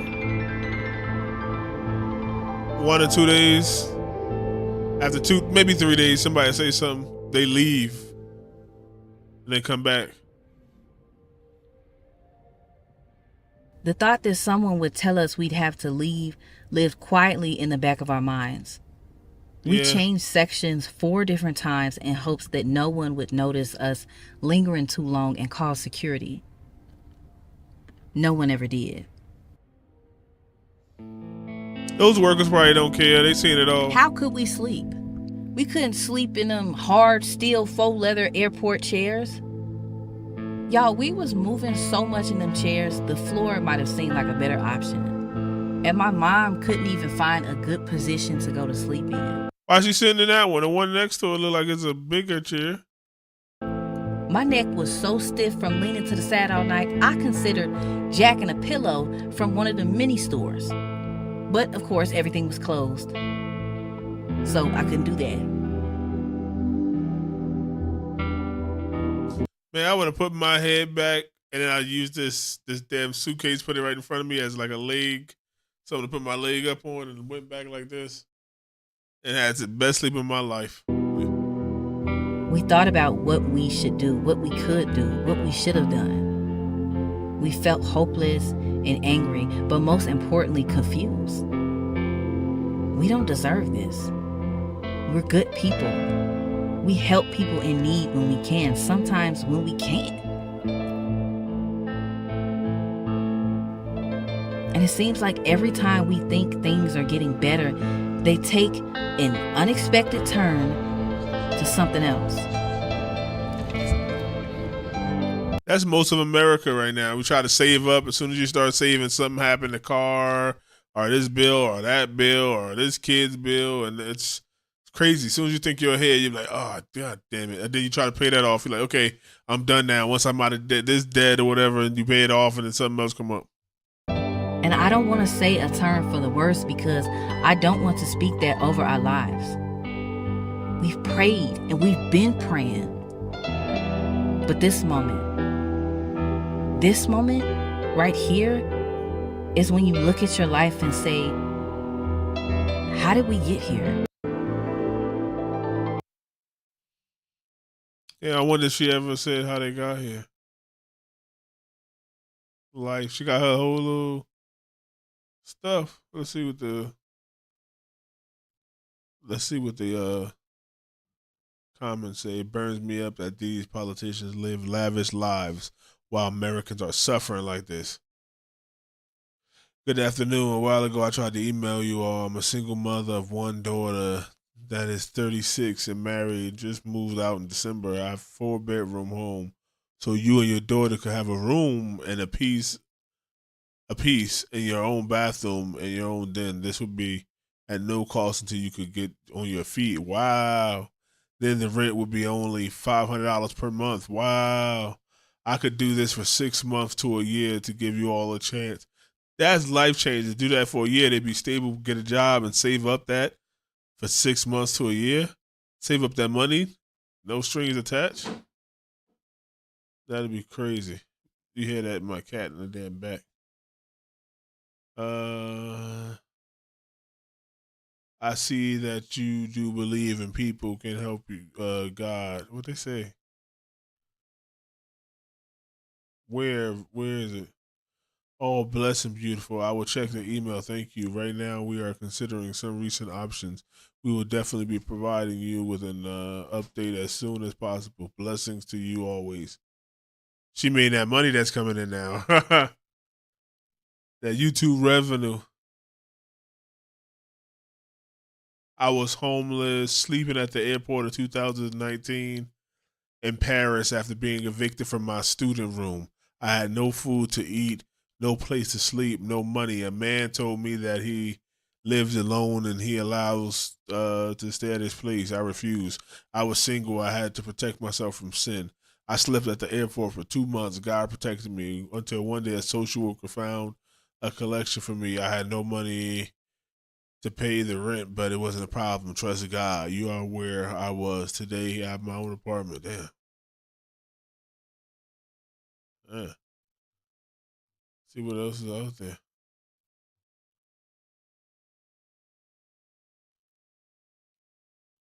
Let's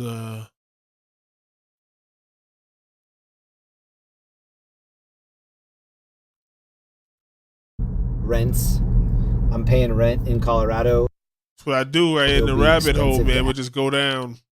Add a whole new set of things like dream, but the universe is kind of trying to align the stars and make it happen for me. Entry by kicking the door. Additional incident 5,000. Oh, the roads in Hollywood are bad. Always. Yo, Dad's gone live in the house. Miss you, brother. Let's hang soon for sure. What up, Jacob? That's the homie right there. They upgraded to the police like that. Dad's gone live on YouTube, Twitch, Facebook. Oh, maybe it's not the police. Maybe it's like check it out. Go throw him a sub. Auditors. Dad's gone live. He does what we're doing. This little crime. Gloves. Hey, I don't think they're the police. East of Queen, the 7-Eleven.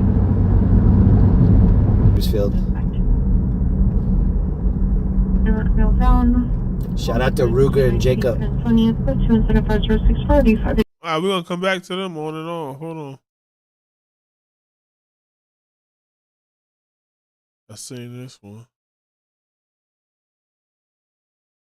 Oh, Brandon.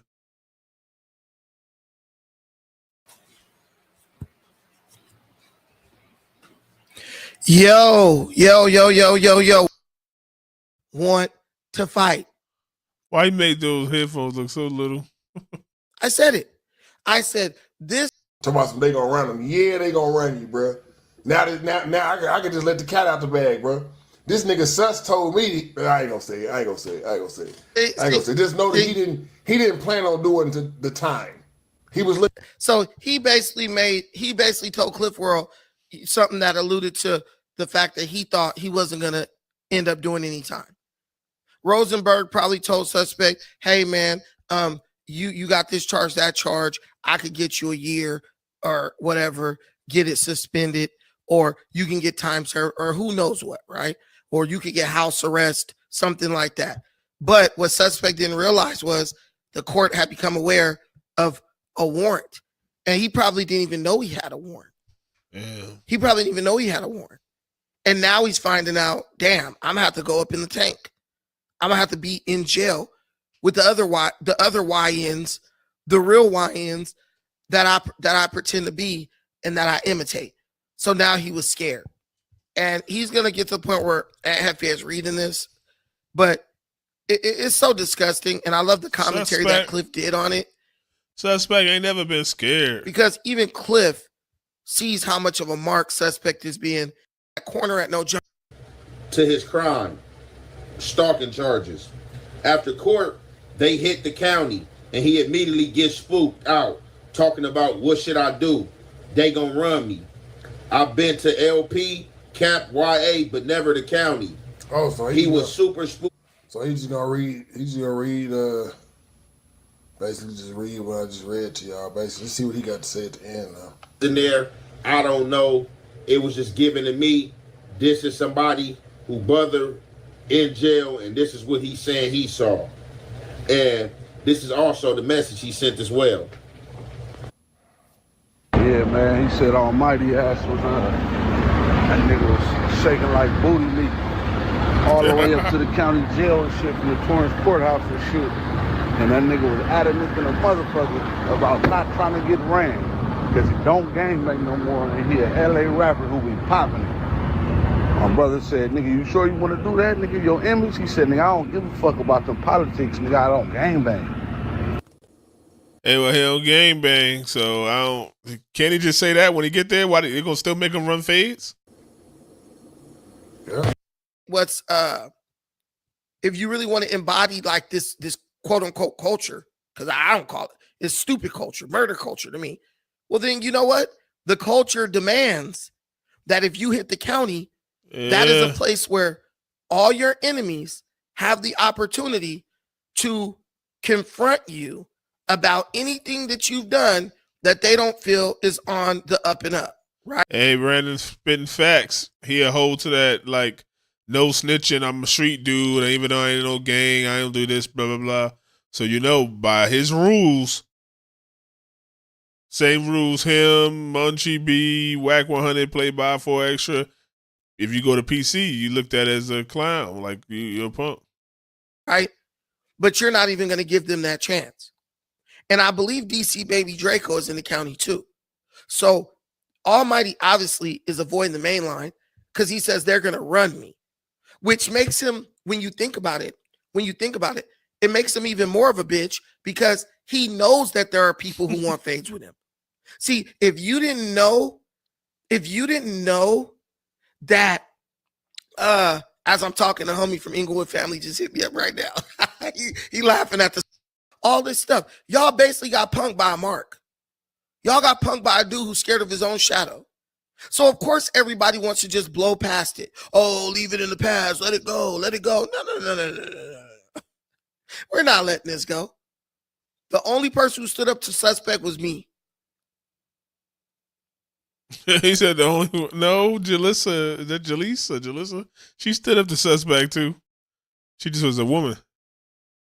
That he's dressed up in all blue. And they said that he made an attempt to be from 9-0. Now, can anyone confirm that? But I'm gonna let y'all look at this dude. He doesn't really look like Almighty Suspect to me, I'll be honest. But this could be during the days when he was real cracked out, or just his younger days. Brandon popping it. Here. Is that him right there? That is Suspect, right? I don't think that's him. You know that's him. That don't look like him, but they said it's him. Y'all know better than me. You trying to be funny, Brandon? Oh yeah, that's Suspect.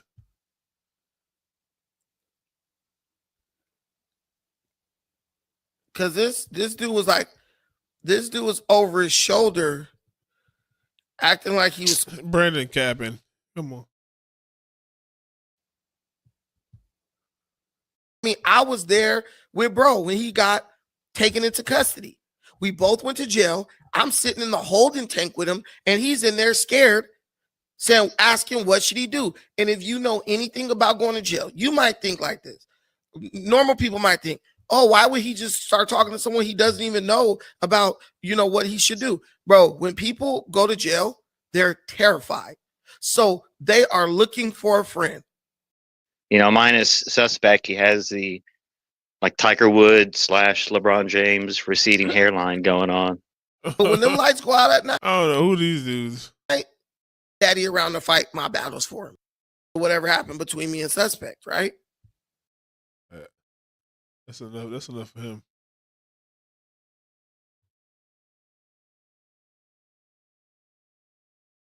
Broadway. verify. Code 2025097 or do 154. The crime people still looking for something.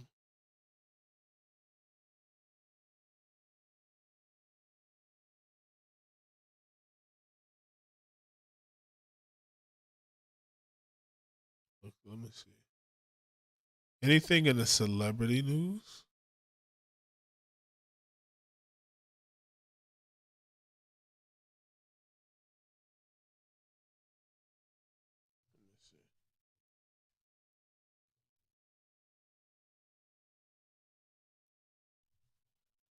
Oh. I clicked off the screen. My screen touch screen, and I touched the screen. Look, I'm so used to AI typing it for me. Celebrity news. I just put celebrity.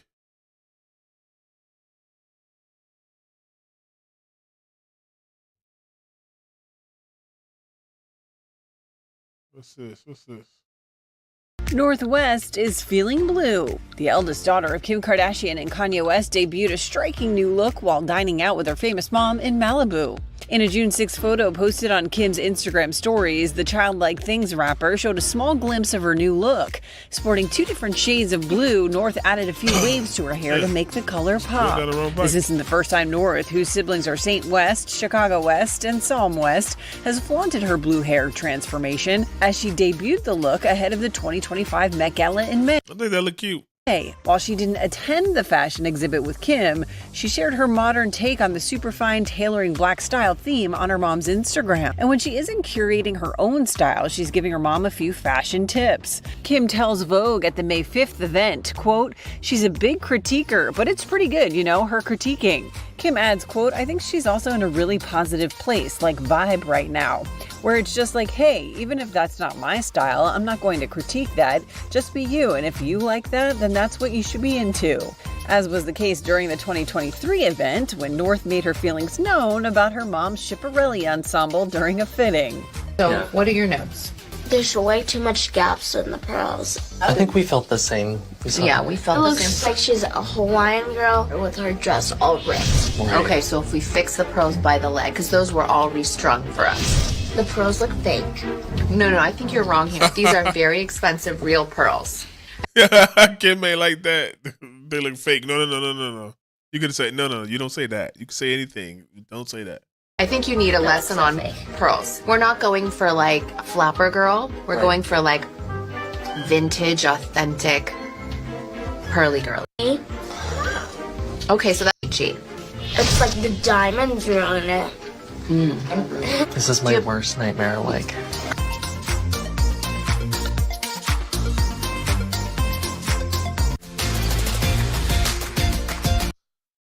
He said like the diamonds ruin it. I'm clicking on that.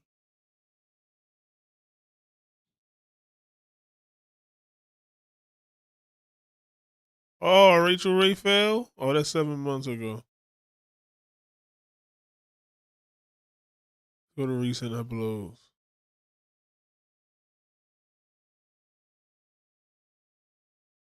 Damn, RIP to the young hairstylist. The cause of death for celebrity hairstylist Jesus Guerrero, who worked with Kylie Jenner and Jennifer Lopez, among other stars, is revealed. 3 months after the celebrity hairstylist died while battling an illness, his immediate cause of death was ruled pneumonia and cryptococcosis, a fungal infection with acquired immunodeficiency syndrome, as the secondary cause, according to a County of Los Angeles Medical Examiner's Office report viewed by E! News. Following the celebrity hairstylist's sudden passing, Kylie and Jennifer were among those who attended his funeral in Houston March 30th, according to multiple reports. The Kardashian star also covered expenses for the service. In a social media post, shout out to Kardashians. That's just nice. after his death, Kylie paid tribute to Jesus, saying in part, "He was a light in my life, a source of laughter, comfort, love, and unwavering support.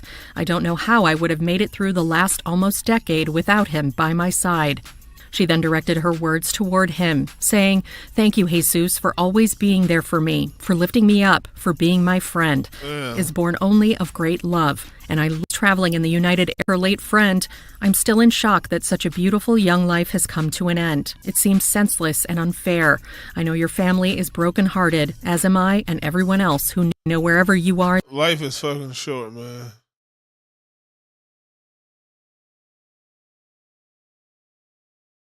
Eight hours ago.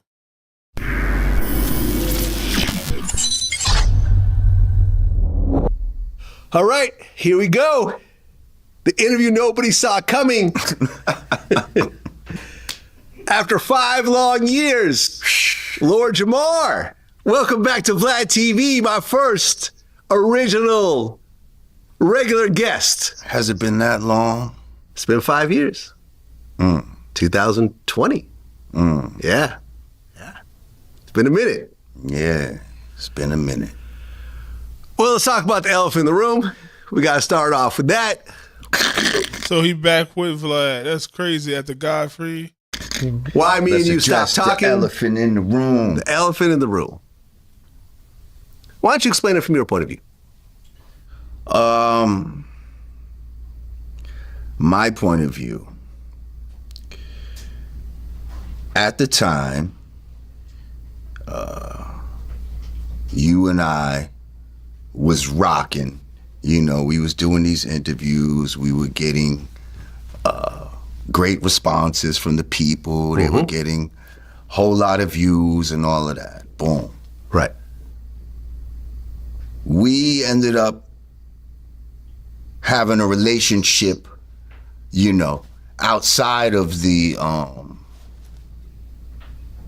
videos and all of that type of shit. You know what I mean?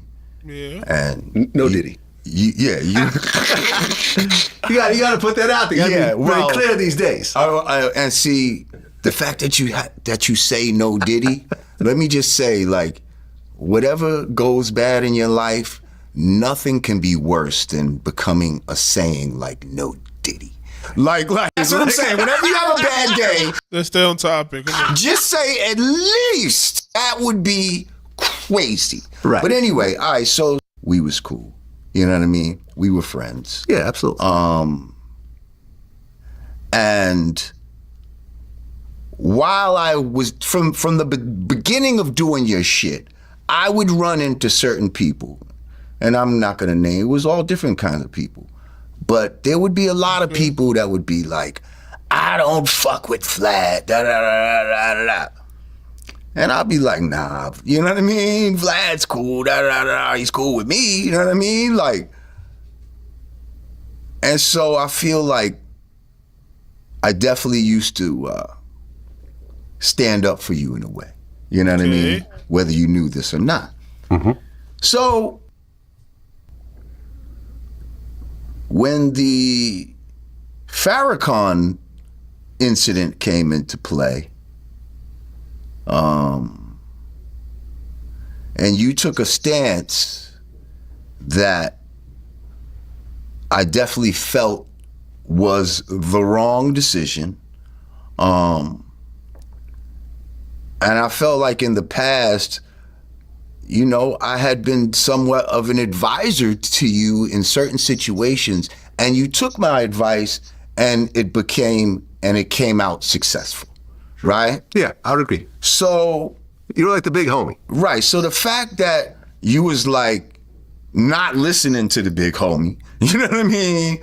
And was just like, fuck that. I'm, you know, digging in your heels type of shit. You know, at first I was just like, okay, you know what I mean? But then it's like, people's coming at me now. Basically, the sentiment is, see, we always told you about your man. Like, here he goes. I can see doing that shit that we've been accusing him of. I can see that. The whole time. And I'm like, damn, Vlad, don't do that. Don't prove these motherfuckers right. You know what I mean? Don't do that. And Vlad said he had bad people around him. And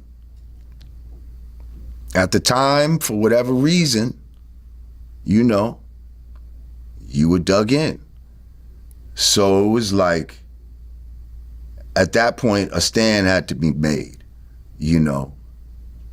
Minister Farrakhan, regardless how anyone might feel about him, can't deny, you know, the works that he's done in the black community and the reverence that the black community has for Minister Farrakhan.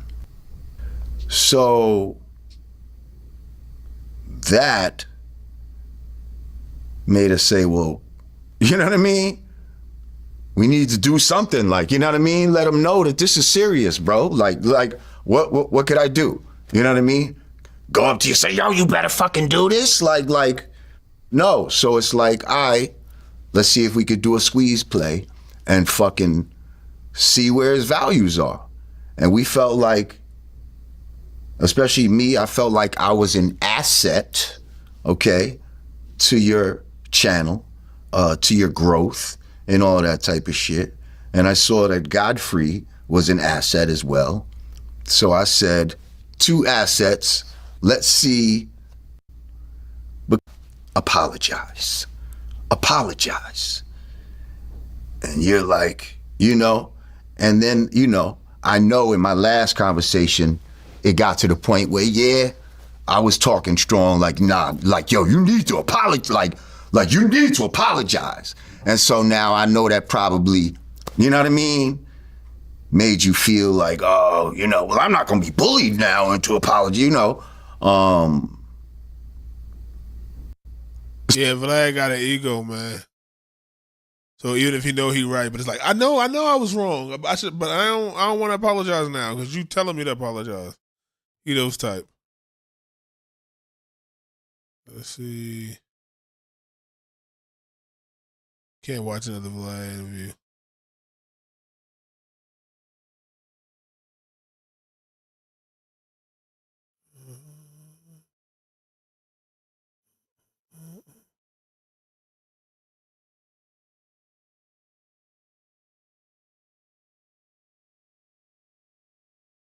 I want to watch DoDash, but I don't know a lot of you know DoDash.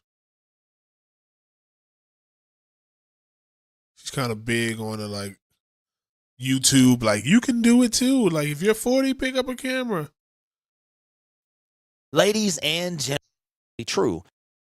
And other creators' videos are making on her channel the scams that she's trying to run. So I know how YouTube works, so I'm going to give her a couple more hundred. Let's just round up and say it has 750 views on her side. You can see that all the content that she's making is all the content that she's making is not going anywhere. Okay? So let's talk about it. Since she wants to threaten legal action and she got an attorney with what money? That's the first thing. Okay, so matter of fact, I'm gonna make sure you keep hearing it every 5 seconds or so. She asked you for your money, but she got an attorney in her scams, and she has the audacity, educational. And if you do it enough, and I think that my videos fall well under fair use, we gonna go extra hard on that back. One that has more, and she will be she will have less money in June. She will have less money in June, less money in July, less money in August, and so on and so forth, until by this time next year, she is an afterthought. Yeah. She is an afterthought. If she ready, DirecTV or take an attorney change and to stop conning people. This is all information she put on the internet. I have never paid for information. Everything. Let's see, man. Let's see if there's anything else interesting. When 2 hours of sleep finally kicks in. Let's see what this. Well, who cares about a stupid story?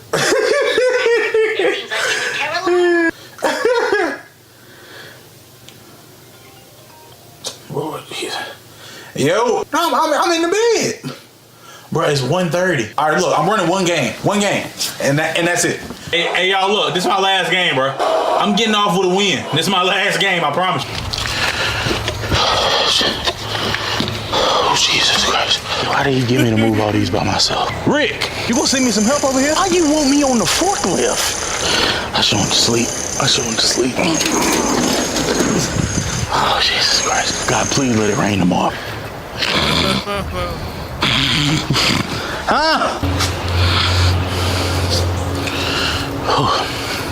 Hey, now, report. Hope this shit hit. I ain't coming in tomorrow if this shit hit. He making a parlay. Fuck it, it's hitting. It's gonna hit. When this bitch hit, I'm quitting this shit.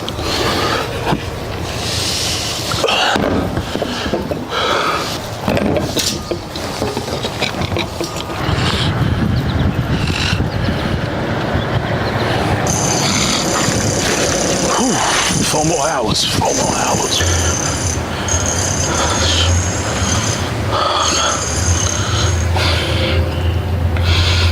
It's my 4th time in this bitch. This is my 4th time in this bitch. Yo. I'm coming, Ricky. I'm coming when I come back from lunch.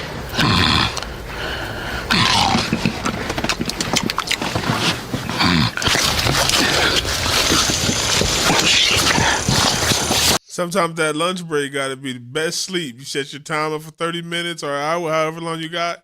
Sit in that car in the parking lot and just go to sleep.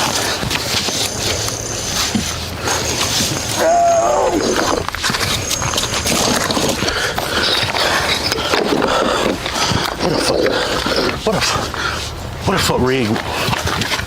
the fuck Ricky with that damn bobcat?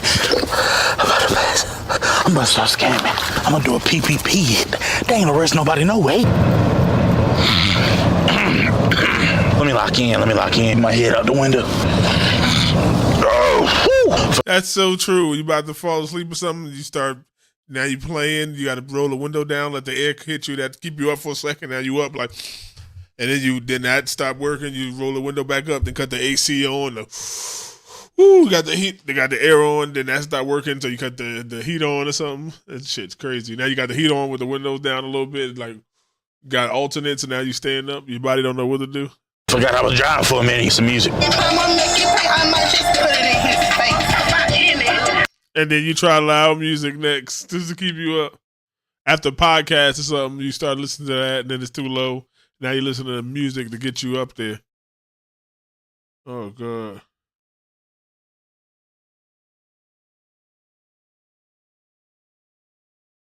I got arrested. Man, let's look at this. Index. Everybody spam high YouTube. Welcome to another video, bro.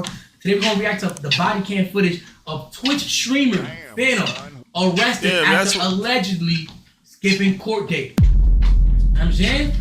Everybody spam is heavy. Chat, it is heavy, chat. Everybody spam is heavy. That's what the hell I need, is a fucking treadmill in my house. Everybody spam crime time. This crazy. We about to get right into it. All right, let's do it. Phantom formula, phantom formula, phantom formula, phantom formula, phantom formula, phantom formula, phantom formula, phantom formula.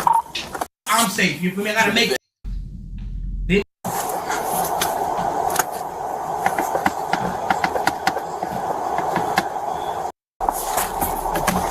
Is he gonna run into Phantom?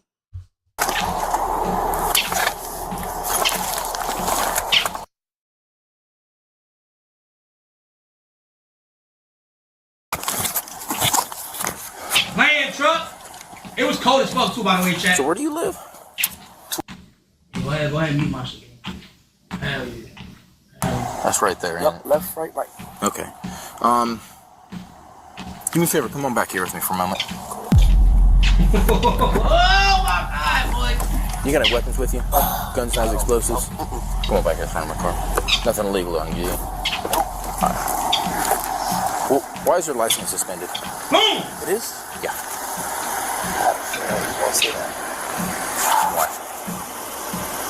So at this point, I'm not gonna cap.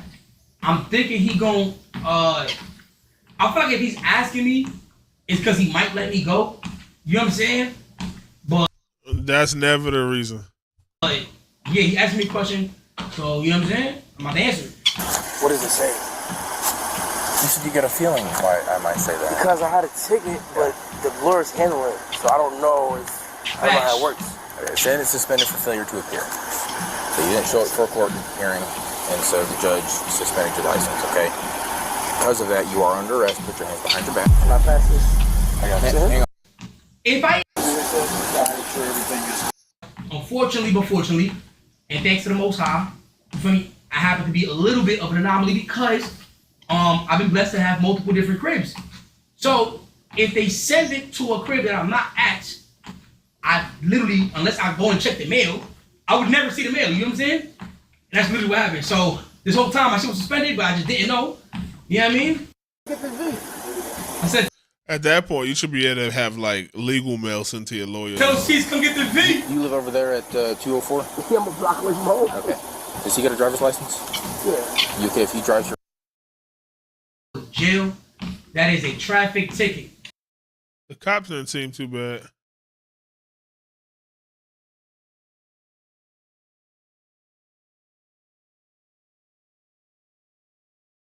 Let's see, anything else look interesting? Fuck it, let's look at Flaco. Cloud chasing is the most fatal epidemic in America currently. If we're watching a man in real time, cloud chase his way to his demise. This is Lil Tylenol. Lil Tylenol, for the most part, has no motion. Flaco's still in Aaron the plumber shit. No clout. Nobody really knows him. So he decided the best way to chase the clout, to get the motion, not because he wants the motion to get some money. No, he just simply wants the motion because he likes attention. Because no money is coming from out of this. It's only trouble. Because he has no motion, nobody wants to hear what he has to say. Lil Tylenol devised a brilliant plan. He began to pay platforms to interview him. So he paid a couple of platforms, got a couple of interviews, and in each interview, he decided he was gonna cloud chase off of 4 Extra. Flaco ain't gonna be safe at no jumper. Because 4 Extra was somebody who had a lot of clout. 4 Extra garnered the clout by telling his life story. Lil Tylenol tried to tell his life story. Nobody cared. So he decided now his rise to fame was gonna be clout chasing all 4 Extra and talking about a fade with 4 Extra's nephew. Do you know what type of sorry human being you have to be to want clout off somebody named that bad, that you're going on interviews and talking about I fought 4 Extra's nephew in jail? And that's how I release stress, putting them down, you feel me? Yeah, whooping on. I whooped on 4 Extra nephew. I done whooped on the gang in that month. You feel me? You know what I'm saying? This is such a weird thing to brag about. This is such a weird thing to even include as an important detail in your life story. Nobody knows who 4 Extra nephew is. You didn't even say a name. Now, what's even weirder is King Pill is a pathological liar that he might just be lying the whole time. 4 Extra probably don't even have a nephew in jail, and he probably is lying about fighting a nephew. This same dude came on a podcast and said that he had intercourse with SZA. SZA was born and raised in New Jersey. And because we know this cockroach Lil Tylenol didn't flip enough Nick bags of Reggie to make it past. And Flaco going hard for this dude. He must feel like 4 Extra going to protect him at no jumper. That's got to be the only reason Flaco going this hard at him. Shout out SZA, Jersey. 1 block radius. He for sure was not in contact with SZA at any point in his early life. He was just lying because that's his whole shtick. Use other people's name to get attention. He name dropped, clout chased, and lied on enough people to where No Jumper finally gave him a chance to interview him. And surprise, surprise, the first thing he did during his No Jumper interview was try to clout chase off of 4 Extra. But the thing with him even name dropping 4 Extra or dissing 4 Extra in his No Jumper interview, he couldn't really give a coherent reason why he don't like 4 Extra. Because even the reason he said, bitch, I don't like your nephew, I don't like you. I don't like your nephew, I don't like your daddy, I don't like your mama. Because that's crazy to hit a man nephew. And if that is true, that's crazier because 4 Extra, like his whole family in jail. But that'd be wow. Adam debunked it almost immediately. When you start seeing 4 Extras going up doing interviews and stuff, you're just like, oh, this is a perfect person for me to clout chase off. No, duh. And it ain't happened any differently. That's exactly what was going through his mind. Nah, it's not clout chasing, bro, because I was actually supporting that. You feel me? He followed me on the gram. I followed him back. I was actually happy for him because that's usually how clout chasing starts. The fanboys who don't get enough attention transition themselves into hateful stands. I was like, damn, this kind of relate to me. Nigga, like in there knocking out. I'm hyped. Like, this hard. You feel me? So he was your hero, and because he didn't give you enough attention, now you clout chasing. But tell us the fake reasons why you don't like him. Let's hear it. But then when he get on here and then he start lying about, he say he see the nigga from inside the mall. You feel me? Then he's like, then he be getting on here and he be like, how the blood said? How the blood said? Get it bracking. Like, bro, stop talking about how the blood said. Stop talking about how the bloods talk. You feel me? This sounds like a jealous, hateful, obsessed. He literally just found a reason to be mad at 4 fan who's just fishing for a reason not to like you and create fake beef in their head. We've seen like Low Tylenol himself mimic how the Crips talk. Then he get on here and he like, you know what I'm saying, bro? Because the whole thing when he was making it big, he wasn't name dropping. He just, I did 10 fades here, and then I went over here and I popped the dough, and I did 10 fades over here. So I'm like, cool, he did his little fades. I'm thinking it's real because I done got in fades like that. Because like I just told you, that was 6 rounds with 2 niggas like type. This is a man who can't really name why he don't like somebody, so he's just making up reasons. Instead of just saying, hey, bro, I'm a clout chaser, I'm a disgusting clout chaser, he's making up reasons. How you gonna say in this interview, you don't... Yo, tattoos on the nigga face just scream no money. And they never like good tattoos. They like always like this. don't like 4 Extra now because he's name dropping. But then in your last interview, you was calling him a buster for not name dropping. Had no jumper, and he going viral. He said all these little bull. He telling all these jail fights, but he ain't saying no names. But he going up off of just saying shit. I did 10 fights, and I did... This internet make nigga goofy. Sitting there giving 4 Extra a problem because he ain't say nothing. Then it's different in the future. Internet undefeated. 10 fights. But then you see me telling stories and saying names, and then they hoods is getting on there and confirming. You got 100,000 followers. Why the hell is your girlfriend coming to my page? By the way, everyone he so-called smashed on or caught a fade with in jail has came out and said this man is an absolute pathological liar and he's a fraud. So I'm like, maybe it is real. You feel me? I'm not doubting it. I'm happy for him. But then when you get on there and you talking about, y'all talking about, you don't know, bro. You talk about the BSG. Then you talk about the homie from families. You know what I'm saying? You kind of going outside your bubble. You feel me? You normally don't be name dropping. Now you throwing name. You talking about you would knock the homie Munchie out. Don't be fooled when he says homies. These people don't know him. This man is from a blood hood, an hour and 30 minutes away from LA. He's from like 4 Extra here. You don't have you kind of like planned it. You feel me? Like all these fights you be talking about, bro. I recorded it so you niggas get down me. After giving 1,000 reasons why, this dude is so obsessed with 4 Extra that he even lied about 4 Extra's wife or girlfriend following him. And you trying to let me hit it from the back. You dig what I'm saying? That's what I'm trying to figure out. I gotta be going places. I gotta be the next star to get a brand new car. You dig what I'm saying, though? I gotta be the next star to get a brand new car. That's too much. He trying to get a persona. Nasty, bro. I don't know what it finds you. 4 Extra no clout, so he decided he was gonna go on multiple. Pretty impressive. He found a way to weasel Adam and No Jumper into this fake promotion for a fight that would never happen. To a celebrity boxing deal. We got a big fight coming up, 4 Extras. I don't know if you really still locked up or not. Maybe that's just a play. Maybe you're just ducking my man King Pill. But either way, we're going to make this fight. Adam trying to get that money and play both sides. Everybody out there, we need y'all to tune in. Celebrity boxing, King Pill, 4 Extra. That's the fight to make. If King Pill and 4 Extra fight, Adam get paid from both sides. If you fight Aaron the Plumber, then he only get paid 1. That's why he want them to fight. Let's go. I think he lied to Adam. I think Adam is kind of incentivized to make this fight happen. Adam begins to ask 4 Extra about like Low Tylenol. And 4 Extra essentially said, listen, the dude is a smoker. Said are actually good reasons. You get on this motherfucking plan and they shoot the shit with you to try to get numbers and clout or try to get fame somewhere and they end up getting f***ed in the long run. But it ain't you don't give a f***. You just gonna tell him keep talking to get the numbers. That's the point. Let him talk because it's good content. Keep in mind, this is all wrestling. This is all pro wrestling. And then he's a clout chaser. But Adam knows it's not pro wrestling. He know these motherfuckers are ignorant. It's not. They ain't gonna see it as that. Get him out of my face. Now, what he wants, right? You essentially, dudes like this, they're so psychotic that even when they get beat up and embarrassed and disrespected, they see that as a W. A gun looking for 4 extra. Do you see how weird, like, these cloud chasers, do you see how weird these stands are? Doesn't have a gun, but yet he's showcasing that he has a gun.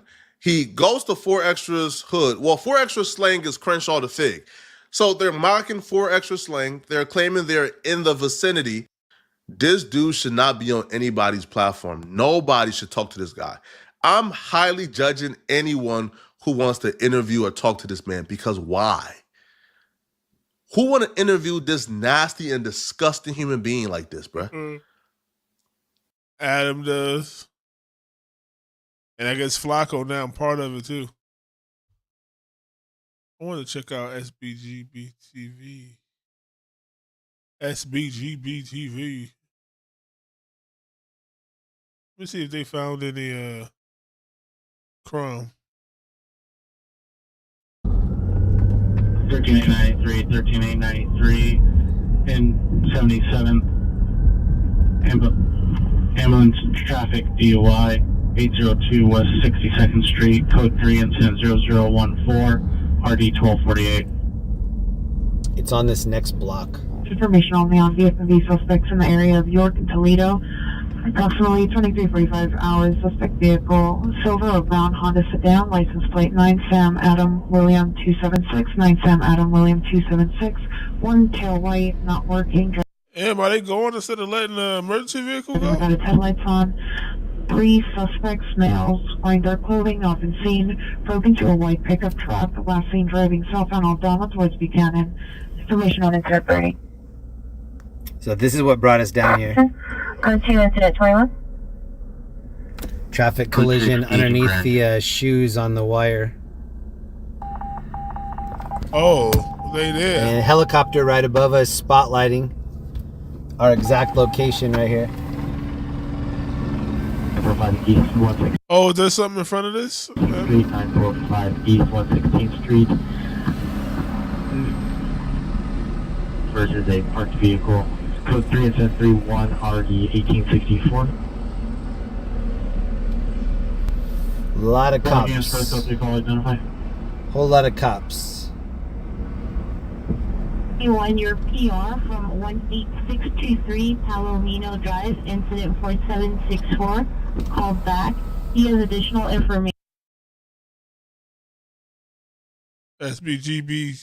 SBGBTV always live talking about whacking them. He gonna sit there and be live till whack is taken down. In that case, Demori's mom is stepping to a mental health and you can't do this, and Demori is the alleged got arrested on state charges. New York. Somehow, upon information and belief, Desiree avoided a lengthy prison sentence by cooperating with they talking about Desiree Perez. law enforcement. They don't want to talk about that. She has oh, that's a whole different thing.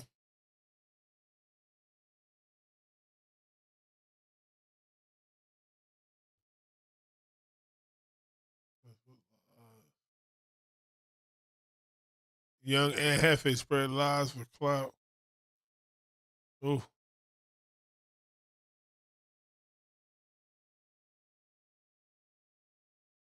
Say it ain't so. You gonna have to really like, cause them carrots. Yo, what?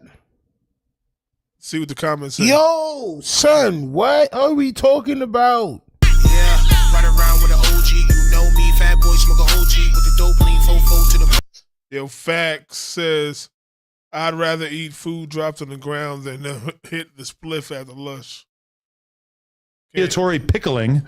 Now, I said to him, and you smoking with Lush One? Ah, damn. We swapping lip residue with Lush 1? From his perspective. But Adam, before... If it's not appropriate to tell a civilian about, why would it be appropriate to make a video about suggesting... No, he has a great response. But what was the first thing that 4Extra said when he got out last time? When he walked into the office, what were the first words out of his mouth? I forget. Source. You don't have to say information. And yes, I did. Make the story up. I'm not a content creator that makes story up to try to get views. A whole lot of stuff if I was just like that. And I got a whole lot of information about a whole lot of if I just wanted to go viral. Now, what happened, one of my dudes, he been down in the county jail for about like 18 months. He calls in to me like 3 times out the month, you know what I'm saying? So he call in, we chopping it up, and he like, hey, I got some content for you. And I'm like, really? And you use the content, right? It's not our YouTuber side opposed to the gangbanger side. Sit in jail be like, do you not like 4Extra? Nothing but what video the other. So war in here. I'm like, what? He like, yeah, you know, he knocked this dude out, you know what I'm saying? Knocked one of his enemies out, man, and put the carrots in his butt. I'm like, damn. I'm like, all right. Then he said, oh, that's where the carrots in the butt come from. Then, you know, after that, you like, man, you know, some Don Moose caught a Crip slipping. You feel me? They beat him up, knocked him out, and then they put a pickle and summer sausage up his butt. And I'm like, a pickle and a summer sausage. Wait, a pickle and a summer sausage? You think they taped it together? Or you think he just said this is a rumor that's going around? I'm back. You sharing the blunt with Lush? Haram, champ. Haram. On my soul, he's bugging. Sign of a liar, one who uses witnesses' testimonies as their own. Facts. This is corny. Gossip girl.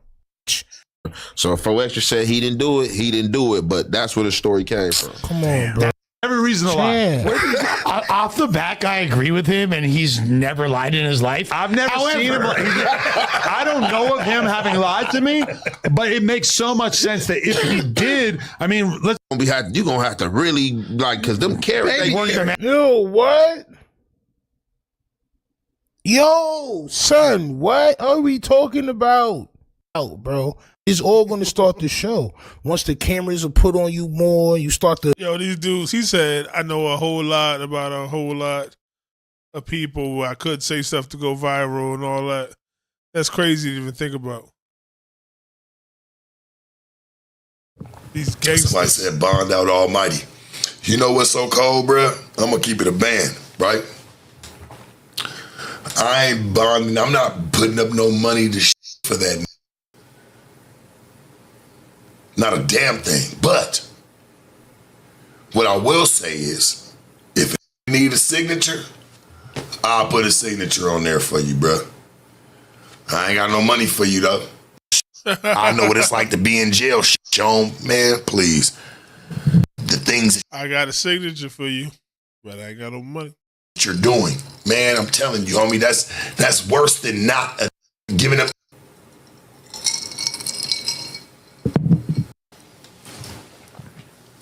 Can nobody change that in me? I don't know what the it don't even matter, church. Like, as long as it ain't none of that type of shit, I'm cool. Shit ain't as strong as I thought it was. And you know what's so cold? It's because I showed them and I proved to them that it was. And they'll sign their life away from me today. I didn't understand it at first. I was too many of us around. So I called the person that I could trust. They gave me the money and everything. Maybe because that's what we built our relationship. Nah, it ain't about the money, homie. Them people be needing signatures. You can have somebody put up 50,000 for you. If you ain't got nobody wanting to sign for it to say, and your bail is way bigger, and you ain't got nobody wanting to put their name on the line where if anything up with you, they can come to that person's house and knock on the door talking about you owe me something. That is big. Straight up, homie. Because the money, you can get that. He basically saying, suspect ain't no buster, and he trusts him to go take care of whatever he need to or do whatever time he need to, whether it's a year, a couple months, whatever. Them names quite a few times. And who can you have? But we need at least 3. 8. 7 or 8 might sound small. Boy, when you in that jail, the other 6 gonna be a struggle. They come find you, they're gonna have something to do with you. Hell, don't we always see it can get as serious as somebody having to put up their house? Well, listen, we looked at a lot today. A couple news stories. We ended up in a no jumper universe today, but who knows where we'll end up next time? We end up in Russia or somewhere talking about China or some body cam video. Welcome to, you know what I mean, In the Cave. Like, share, subscribe if you're watching this so you get notified. We running it up. We tell the truth here. We watch a story. We tell the truth. We're not biased. We're not gaslighting. We're not narcissists. We shine lights on all that. So if you ain't an honest person, you might not like it here. It might be your last time coming. But otherwise, I see you on the next one. Peace. Look at my videos, everything else. Enjoy yourself.